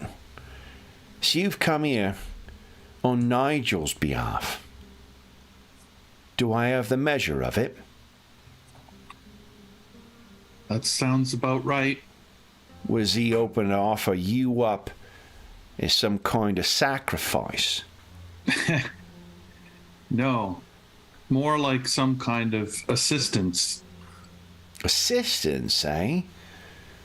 What kind of assistance might you be able to offer someone like me? What I can tell is us having this parlay has already cost me 2 of my men.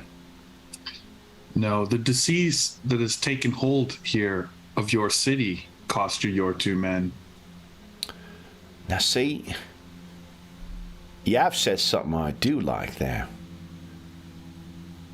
My city. We like that, don't we, Evie? And Evie just nods. Then, Nigel, he's a right pain in the ass, but he's crossed me one too many times now. You best have something very nice to say other than flattery, if you expect me to weigh any kind of proposal from Nigel. I believe it's more the actions that we could offer you that are of value than the words.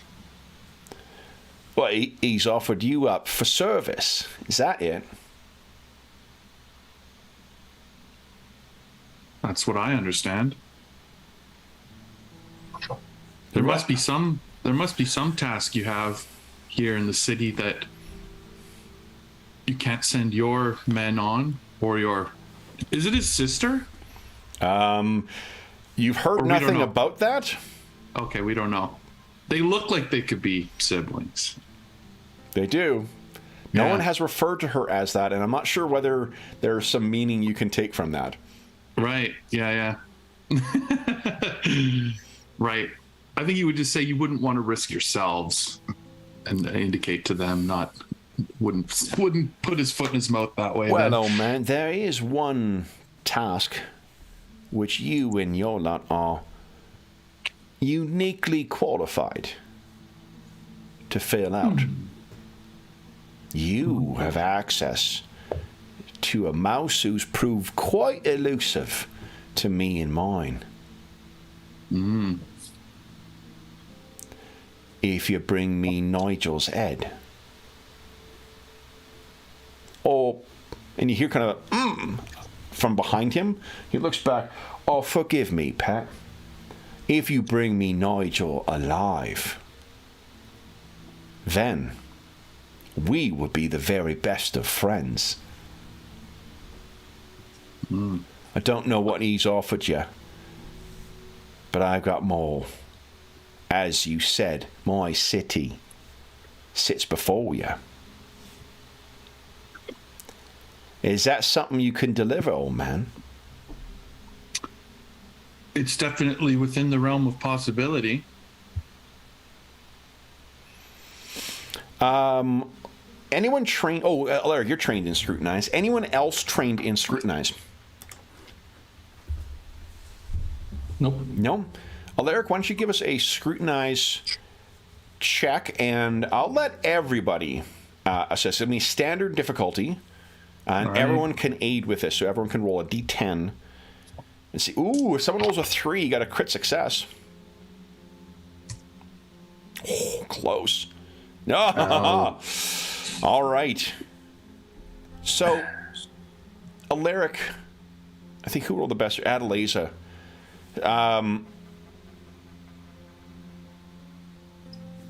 Yeah.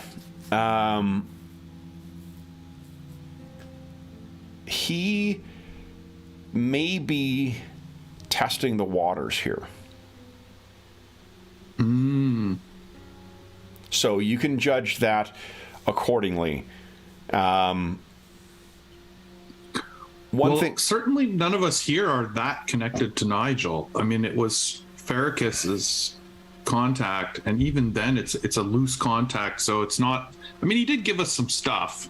Yep. Bit of armor and food. So let me ask you this. This will be in Adelaisa's context, and perhaps yours as well, Alaric. Adelaisa, if your first encounter with an enemy mercenary is for them to sell themselves out, what value would you place on their loyalty? Yeah, this is not honourable. For all his low status, the rat that he is, he's still our patron. And therefore, selling ourselves between different people at the drop of a hat means we cannot be trusted and actually belittles us. So I would not undertake that endeavour, and I would not undertake his test. So you could maybe lean in to Alaric. How do you think you would communicate that to him, that he's testing you? Well, you can speak up. It's not like I'm the leader or anything. Yeah. Perhaps I would say that. I would say I am my sword is my word, and holds up a ruined pommel. Yeah. There you go. And I dramatically, I know that I haven't got it anymore. I would have thrown the hilt onto the floor. It would be, therefore I cannot sell myself to the highest bidder as quickly and easily. You would understand that. Nevertheless, we are here and we are useful, and perhaps there could be a trade here nevertheless. Because you rolled so well in the Scrutinize as well, you can see there's a shifting as if like he's satisfied with a response. Well, you can't blame a man for trying, can ya? It just so happens there may be something else you might be able to assist with. I don't recognize any and I pride myself for recognizing folks who come from here. Am I right? You're all strangers to our fine city. Yes. Then Not known. you may be unawares that there has been some tumult among the royalty and those that are hangers on. In particular, we heard. yes, seems our dear prince has figured he could do things better than his old man, and he's thrown his lot in with another city. The family of his sweetie, the Blundells, they are now persona non grata, all imprisoned or on the run. The guards of House Winter have managed to round up those that were available, but missing still, got out in a fight, was Thurston Blundell, the patriarch, if you will, of the Blundell family. Now, there are some minor members who made their way out to rejoin with the prince's rebels. Thurston, we thought, either died from the wounds he suffered when House Winter's troops encouraged him to come in custody, or he fled. But I've got it on good authority that he's actually around still. He was injured quite badly and needed time to recover before he could take to the road. But I've got information that he's here. Now, I would have had him in my control and taken him with me, but we had a problem of, shall we say, an assistant of mine suddenly getting political and deciding that rather than turn this man over to me, where I can profit greatly from turning him in, he's decided to keep him hidden from both me and the Baron. So, what I know is he's somewhere in this district. He hasn't fled the city yet, on account of he's only been well enough to move as of late. It seems they thought that old Thurston may have died and joined Corvus's embrace. But it won't be long till he's well enough to try and get out of the city and then join up. Now, we can't have that, or more importantly, we can't not profit from turning over the patriarch of the Blundells to the Baron's forces. They'll be very appreciative of us supporting our Baron in his time of familial strife. You savvy? So, prove your worth. Find where Thurston's hiding, bring him back to me, and we'll let bygones be bygones with Nigel. And you hear kind of a from behind. He looks back at Evie, who looks very displeased with that potential outcome. And he says, "For now, my pet, for now." Nigel is, if nothing else, dependable as the seasons. He'll find some new way to cross me. And then he'll find his way to my Evie's table in time. You best consider that. when determining where your ultimate loyalties will lie. Then, is this something that you can help me with?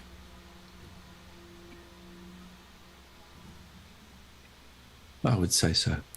Why don't you take a moment, discuss it with your number, you tell me. And he turns and walks over and he's talking to Evie. You guys do have a chance. There are people who are watching you and listening in, but with the wind and so long as you guys kind of huddle in together, you should be able to talk without any disturbance. So, what do you guys make of this proposal?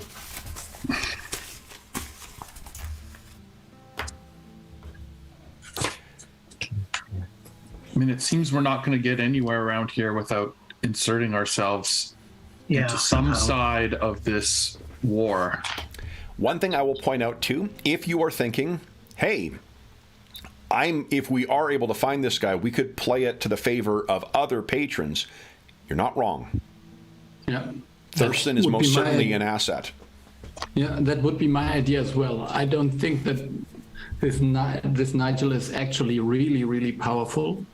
I mean, he would have influence and he would have people to maybe kill us, but he would be, I mean, if the other guy could really muster a rebellion, that would be a totally different level of power than just a street gang. Yeah. Yeah, I sense Valentine doesn't care so much about the power in that sense. But yeah, I think he's got more leverage here. Thurston, I'm trying to position Thurston amongst the others. I guess we're playing into the Baron, aren't we? Thurston is, so to place him with the other factions, he is the father of the prince's betrothed. Okay, of Ismay. Blundell. Yeah. It is Ismay Blundell, who is currently scheduled for execution at the new moon. New moons. Forgive me, there's more than one moon in the Blackbird setting. She used to be hung at the new moons. He is the father of them. So, unsurprisingly, in Culwedine, he would have a lot of sway. Right now, the family has been seized by the Baron, but you've heard that at a nearby hamlet, there are contacts with the rebels and with the prince's sworn sword. Having an influential head of a noble family, or head of an influential noble family allied with it, certainly would buy you a lot of friends. Yeah. As to whether it saves I mean, again, for Ludovic's thought of the princess or future baroness, that is saving her father would not directly save her, but that may have some influence on the Baron's outcome as well too. And if you really want to get in with the Baron, capturing this guy and turning him directly into one of their agents, either with Tedric's Shadows, the Secret Police, or to the Baron directly, or perhaps even that other noble family that Nigel talked about, any of that could yield rewards as well. Okay. So what do you guys think? So I'm talking more than when I was intending for you to talk. Yeah. Well, just so we understand all the options, I think that it's worth this undertaking regardless, and we gain the information of, where to find him. Yeah. Yeah, we do that, and we play it as we go. Yeah. Yeah, any change we make down the stream will affect our relationship to Valentine, clearly. Or to Nigel, I mean. Yeah. Yeah, we're ascending a ladder here, and Nigel's a lower. He's lower on the ladder, yeah. Oh man. Okay, I think let's just find that guy, and then we will decide from there. Maybe he has other information that could even give us a little bit more to bargain with or something. I mean, right now we can't say no. That's the obvious thing. Okay. Yeah. So then, if you guys break up from your huddle, he seems to have been eyeing you. He turns around, rests both hands in lovely warm gloves on his cane. Then, have you a decision? We have. We will find him for you. Good. Then, and he points at the guy that you've been speaking to before. He will be at you will find on the edge of the caravan district, the eastern edge, there is a tavern called the Plum. He'll be waiting there for you. Best hurry. And best take care. There are much more fearsome people looking for their patriarch than you lot. Find him fast, and tell us.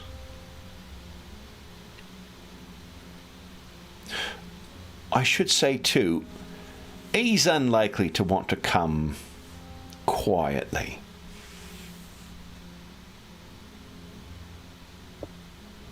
You understand? That's what we were expecting. Then, I will look forward to hearing from you, or hearing of your demise, and if you have second thoughts on Nigel, you just let us know. We're always looking for helpful sorts. He turns. Come along, Evie. She holds a stare at each of you, as if sizing you up, for jointing and stripping, and then turns and leaves. So, after the last of the number are left, you guys are left on your own in this. Oh, I just erased all of you. There we go. That was quick, yeah. Yeah. And then you all die one by one as crossbow bolts fire. Happy New Year. All right. So then you guys are left on your own, freezing in the night. What are you guys thinking? Where you are currently, you have nowhere to sleep, which means if you guys want to try and squat somewhere, you're effectively sleeping in an unsafe place. The reason that matters is because for those of you who are suffering from any peril right now, you will at most be able to recover 1 level. And however, you could also, there is revelry and reflection that can allow you during a rekindling to try and improve those conditions. So, what are you guys thinking of doing here? You are coming near the end of an evening. You want to try and get some... What's a strategy, I guess, for trying to find this guy? We just had an inn, right? I said. No, that's the contact. That's for once you find this guy. He's hiding somewhere in the caravan district, in the ruins of this district. There are a bunch of smaller communities, either squatters or whatnot. Anyone who does pay the tithe to Corvus, or the Crow's bounty, everyone comes and settles in here. So it's sort of like, the only thing you're getting from it is walls to keep yourself protected. The refugees are not allowed to settle elsewhere. Well, if he was injured, he may have needed a healer of some sort to help him. So maybe we could find him by locating this healer. I mean, I know Evie, or whatever her name is a healer, but she doesn't sound like she'd be trusted by any of the real healers in the district or the city. So, maybe that would be a path that's closed to them because of her. Okay. That we could try. Yeah. Presumably also get food from somewhere if he's accustomed to a certain lifestyle, even though he's injured and on the run. Yeah. I would still try and bring him some better food stuff, especially if he's ill.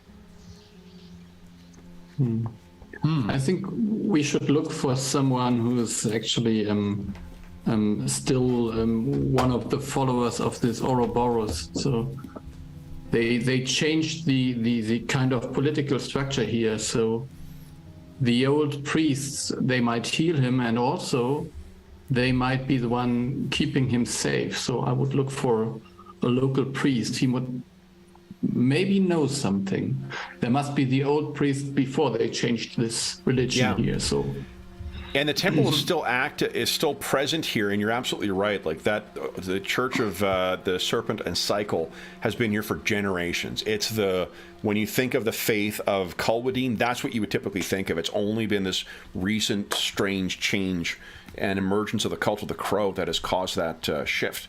So an old family like the Blundells would most definitely be in favor or seen as favorable by what do you call it? By the cult. You know, you can give us two. I'm not sure if you have asked where the prince's loyalties lie, but you could give us a rumor check, Sabella, at plus 20. okay, so Where you've heard people chatting as you were hiding out amongst the refugees.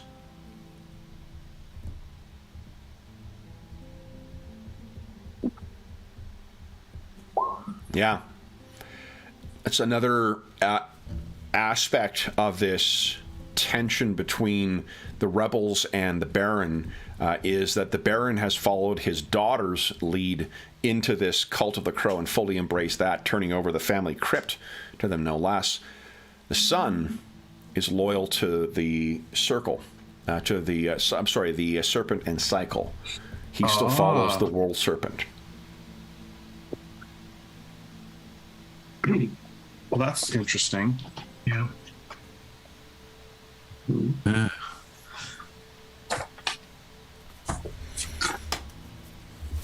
So as far as the immediate next actions are concerned, what are you guys thinking?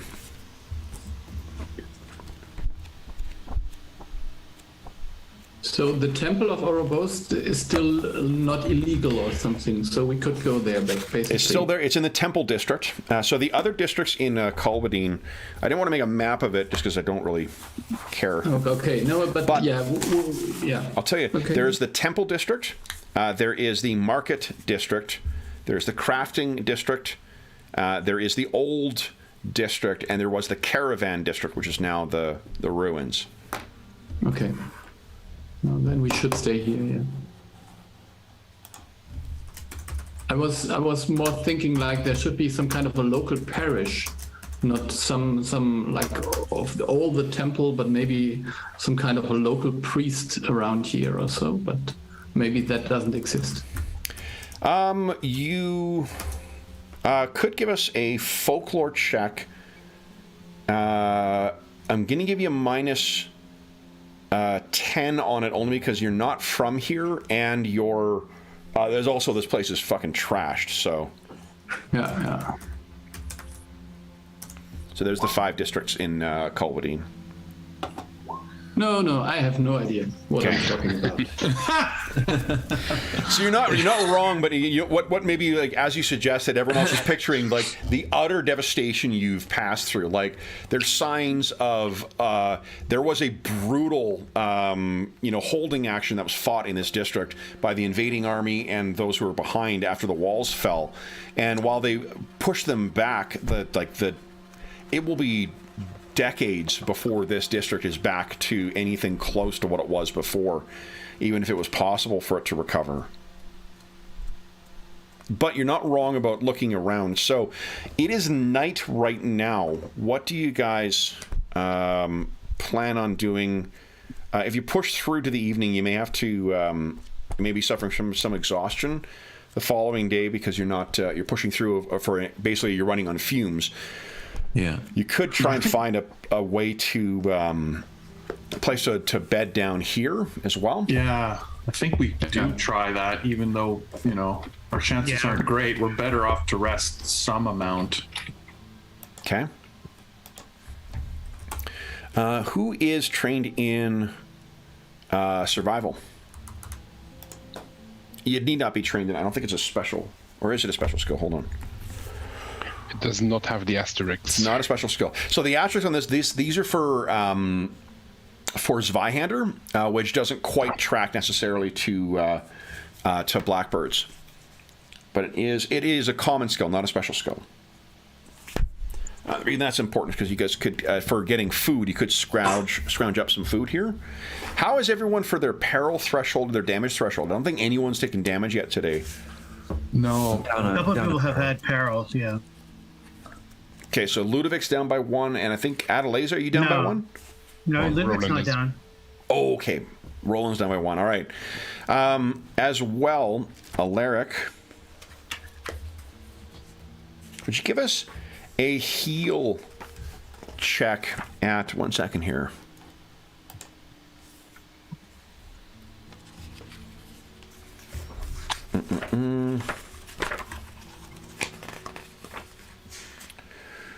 Let's make it a standard difficulty healing, please.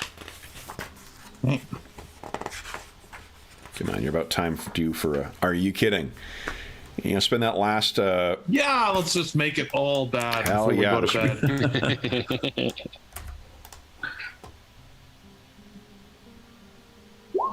Oh, yeah. I can tell you that as everyone's sort of waiting, you can feel a rattling cough in your lungs. And at first you think it's just because, like, it's something you all usually do when you light up a cigar. But you know this is not right. There is something that has taken hold in your lungs, and you realize, like, you should have been much more careful than you had been when you were talking to the others. Some good role playing by Jeff there. Yeah. It is likely to be a couple of days before it fully sets in, but you are going to need to have access to an alchemist's lab of some kind to be able to prepare a treatment, or if you can perhaps track down the treatment somewhere. Yeah, okay. But if what has been tearing its way through the refugee community is a sign of what is to come, this is not something that you walk away from. Oh. Assuming it's not your, what do you call it? It's not your untreated, mind you, not without, not that you're guaranteed to die, but, and that's assuming it's not the curse of Anhelios. Right. So, Alaric, you guys can see Alaric gets into a bit of a coughing fit, but that's not unusual for him just because he, smokes these stogies all the time. But Alaric, what do you say or do, if anything? I think I wouldn't want to worry anyone. So for now, he would. We're already he's already suggested we might look for the healer or whatever, which could lead to this, the lab that he needs. So that's something that could be negotiated when we find the healer. So then he doesn't have to worry everyone. Okay. That's what he's thinking. What about the rest of you guys? Any thoughts? Yes, first off, for tonight, I was looking as well. I found the rules for not sleeping. So if you sit up all night, you cannot recover damage or peril threshold, and for each day, so you could stay up an extra day and not have any penalty. Another day up afterwards, you suffer 2d10 plus 2 peril. Until you sleep, you can't do it. So if you do want to just keep watch tonight or do anything tonight, you're free to do that. Or you wait till morning and still operate all day tomorrow without any penalty. The only downside is you can't recover peril threshold or damage threshold. So that includes uses of Theriac and Salmiac as well, your potions to try and recover. Those things would not give you any benefit without sleep. So, okay. What are you guys thinking? Do you try and find a place to squat, or do you push yourself out? I think we need to try and find a place to sleep. Okay. Yeah. How do you see going about that? This is where I think at long last, warfare May come into play. Those of you who invested in that skill, let's take a look at the description for warfare. Because I think that is a, kind of active thing. Here we go. Measure of your combat experience and training that allows you to adapt to changing circumstances in the heat of battle. With this knowledge, one can rapidly change the mode of conflict as necessary, adapting very quickly to an opponent's tactics. The skill is used to arm and fire siege weapons and is intended to break down walls, smash gates, crash through enemy defenses, as opposed to strategy, which is...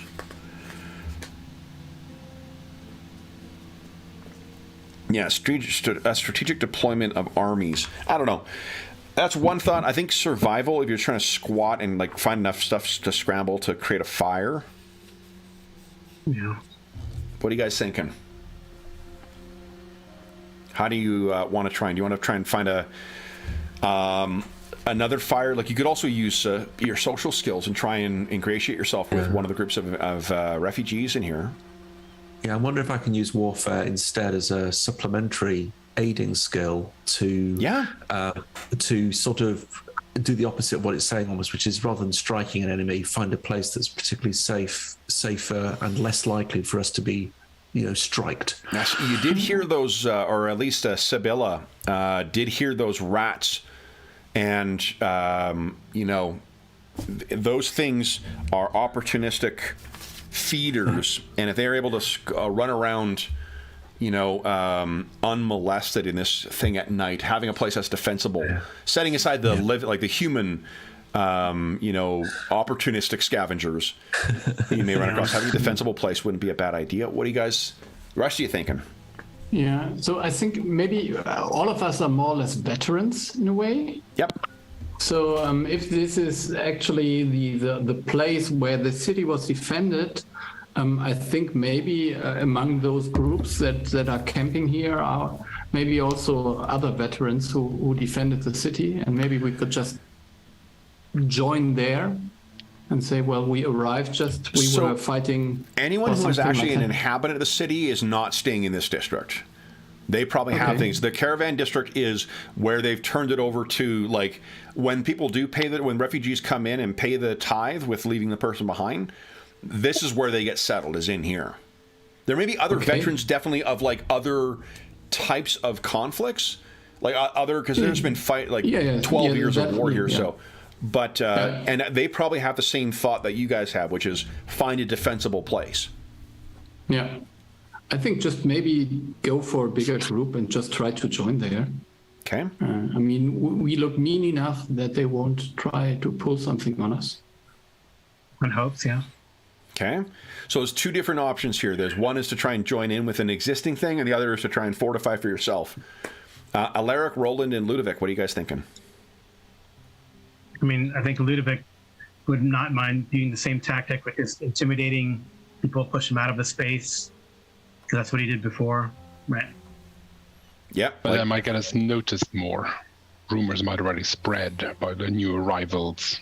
Descriptions might flourish across the district. I prefer more clandestine sleeping space before we start asking questions and potentially pushing people around in the morning.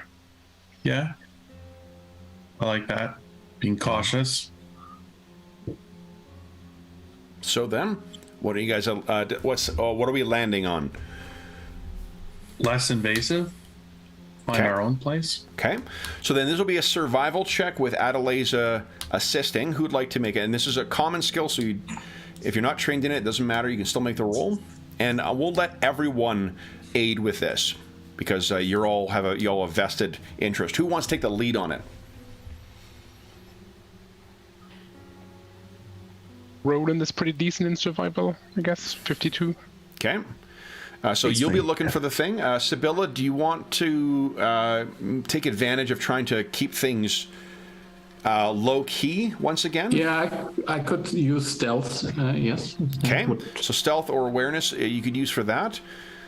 Why don't you guys... so Sibylla... Oh, well, why don't you do this? We'll split the difference here.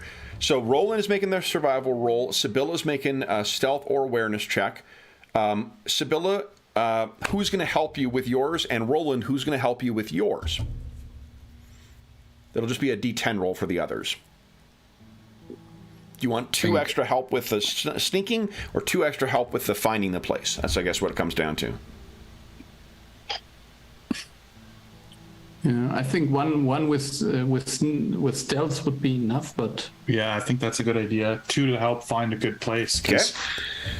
So Sibylla, give us with a stealth. You're going to actually get a plus 20 for this, because it's like it's very easy to avoid where the torches are. So go ahead and give us a stealth check, and then who is you've already got a success, but you couldn't get a critical success on that. yeah. So that is good. And then Roland, you want to give us a survival check, and then we have 2 people aiding with that. Standard difficulty. Standard difficulty for this one, yeah. Yeah, I think standard. Holy smokes!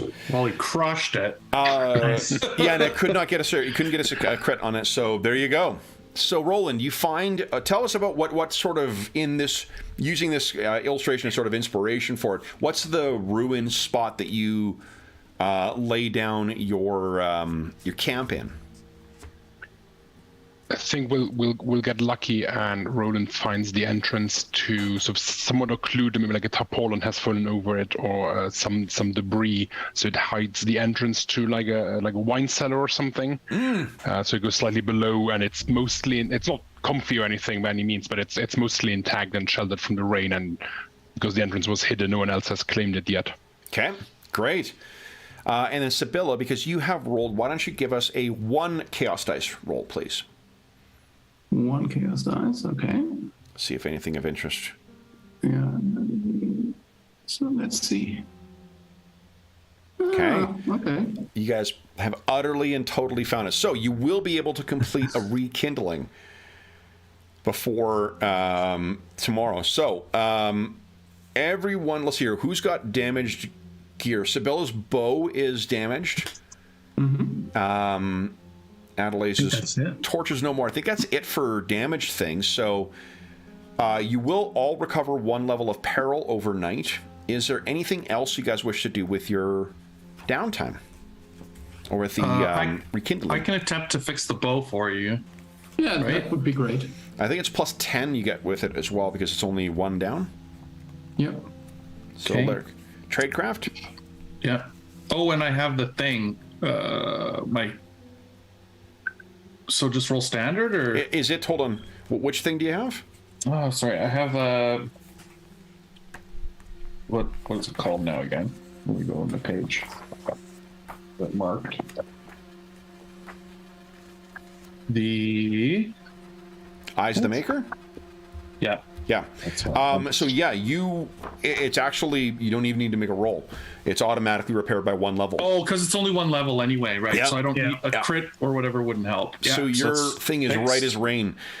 Thanks. And I have one more question, Kevin, because I cannot find it in the book. What does bottle of rot gut do? Bottle of rot gut. Okay, so that would be I can find Selmiac and Theriac, but I can't find. It could be like. I think it's just whiskey, right? Or bad alcohol. Yeah. Oh, is it just bad alcohol? Okay. Yeah, but it could. Could be. Yeah, because a lot of stuff ends up having game mechanics. It could do something. Yeah, it could reduce like peril by 1 or something like that. Yeah, or like in Hyperborea spirits get you up, back above consciousness. Yeah. Okay, let's see here. And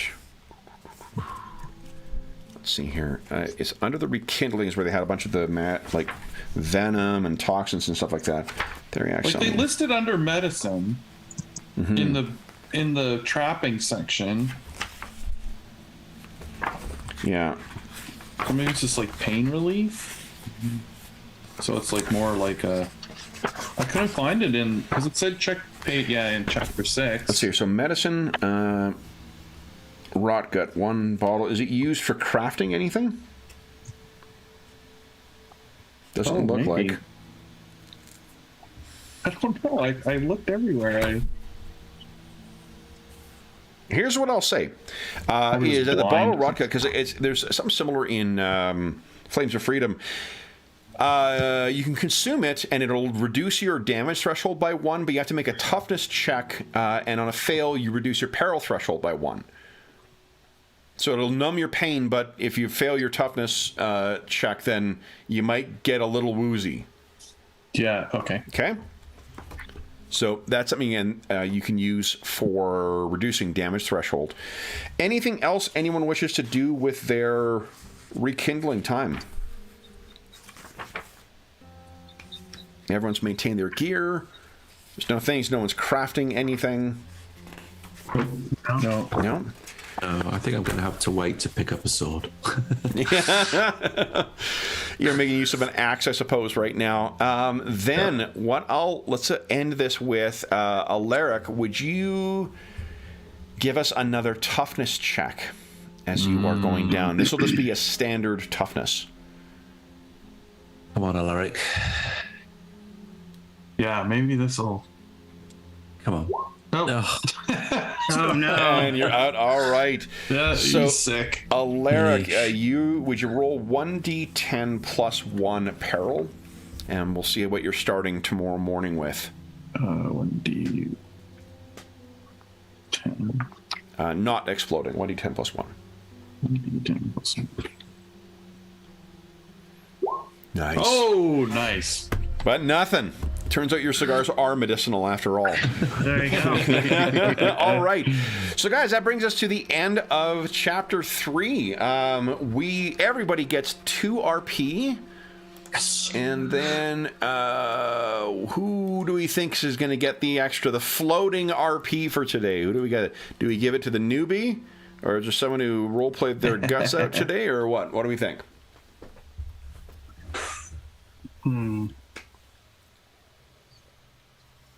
I don't know. If not, we can just have a roll-off for it. No, Adalasia lost her sword, to the the unluckiest. Yep, Either unluckiest. Adalasia or Alaric, because they were both the unluckiest. Yeah.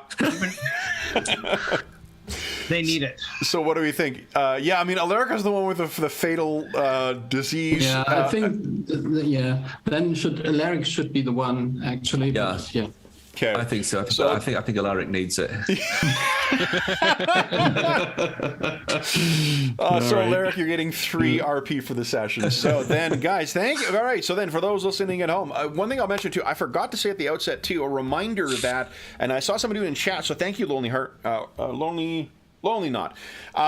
If you are listening to this live, or if you're listening before New Year's Eve for 2022, be sure to enter in chat or in the description of the video the Blackbird that you would like to play. So tell us the ancestry, the path, and a little bit about them. I've seen a couple people have done that in chat so far.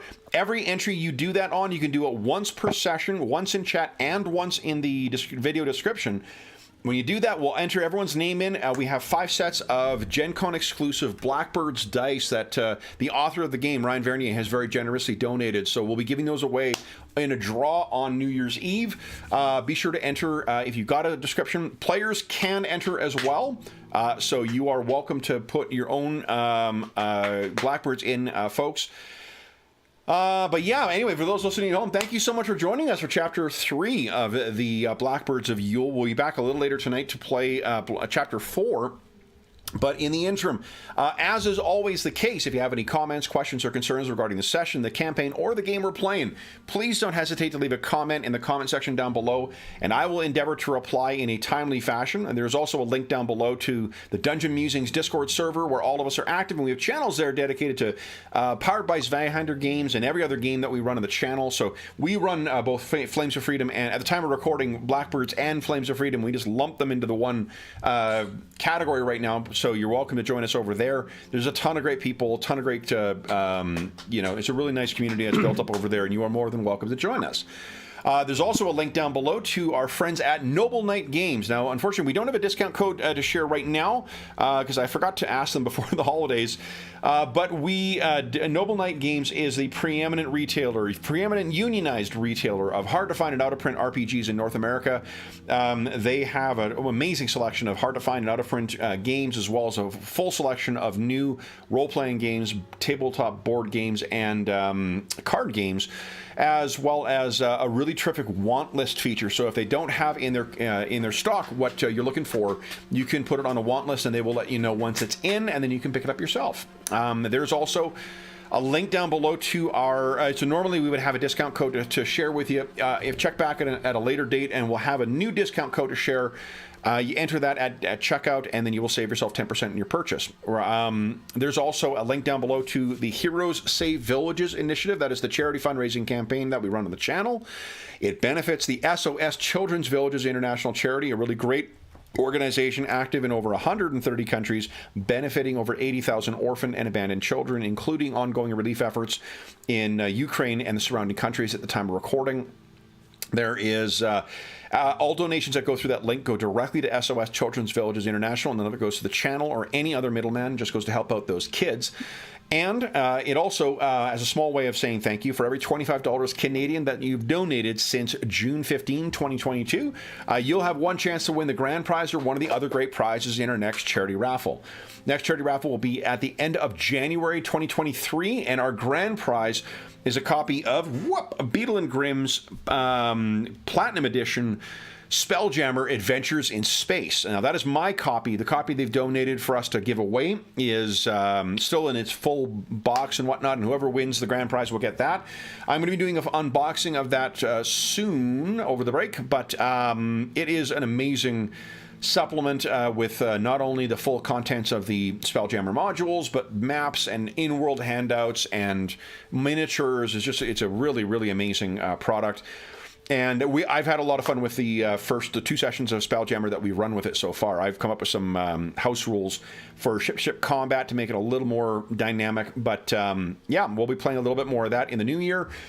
And if you don't win that, you still have a lot of other great prizes you can win, including a chainmail dice bag made by our resident walker of the path of craft and expertise, Dave, and a bunch of other things from the Dungeon Musings Redbubble shop, and some other stuff donated from our community or from other partners in the gaming industry. So lots of great prizes.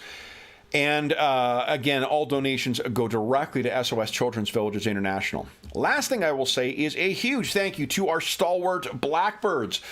So, Graham, Ingolf, Jeffrey, David, and Carl, thank you so much for joining me back in the Carcass Nations. Seems like you're making new friends. Yeah.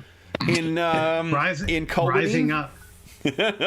So then, for those listening at home, we'll be back a little later tonight for our next session. We still have a few more sessions left in the Blackbirds of Yule event. So, yeah, we'll be back in the Carcass Nation soon. But until then, we hope that we gave you a few hours to take your mind off of the troubles of our world and think about the troubles that our Blackbirds have been encountering as they're getting to know the lay of the land, as it were, in the city of Culverine. And until we see you again, stay safe, stay healthy, and happy gaming.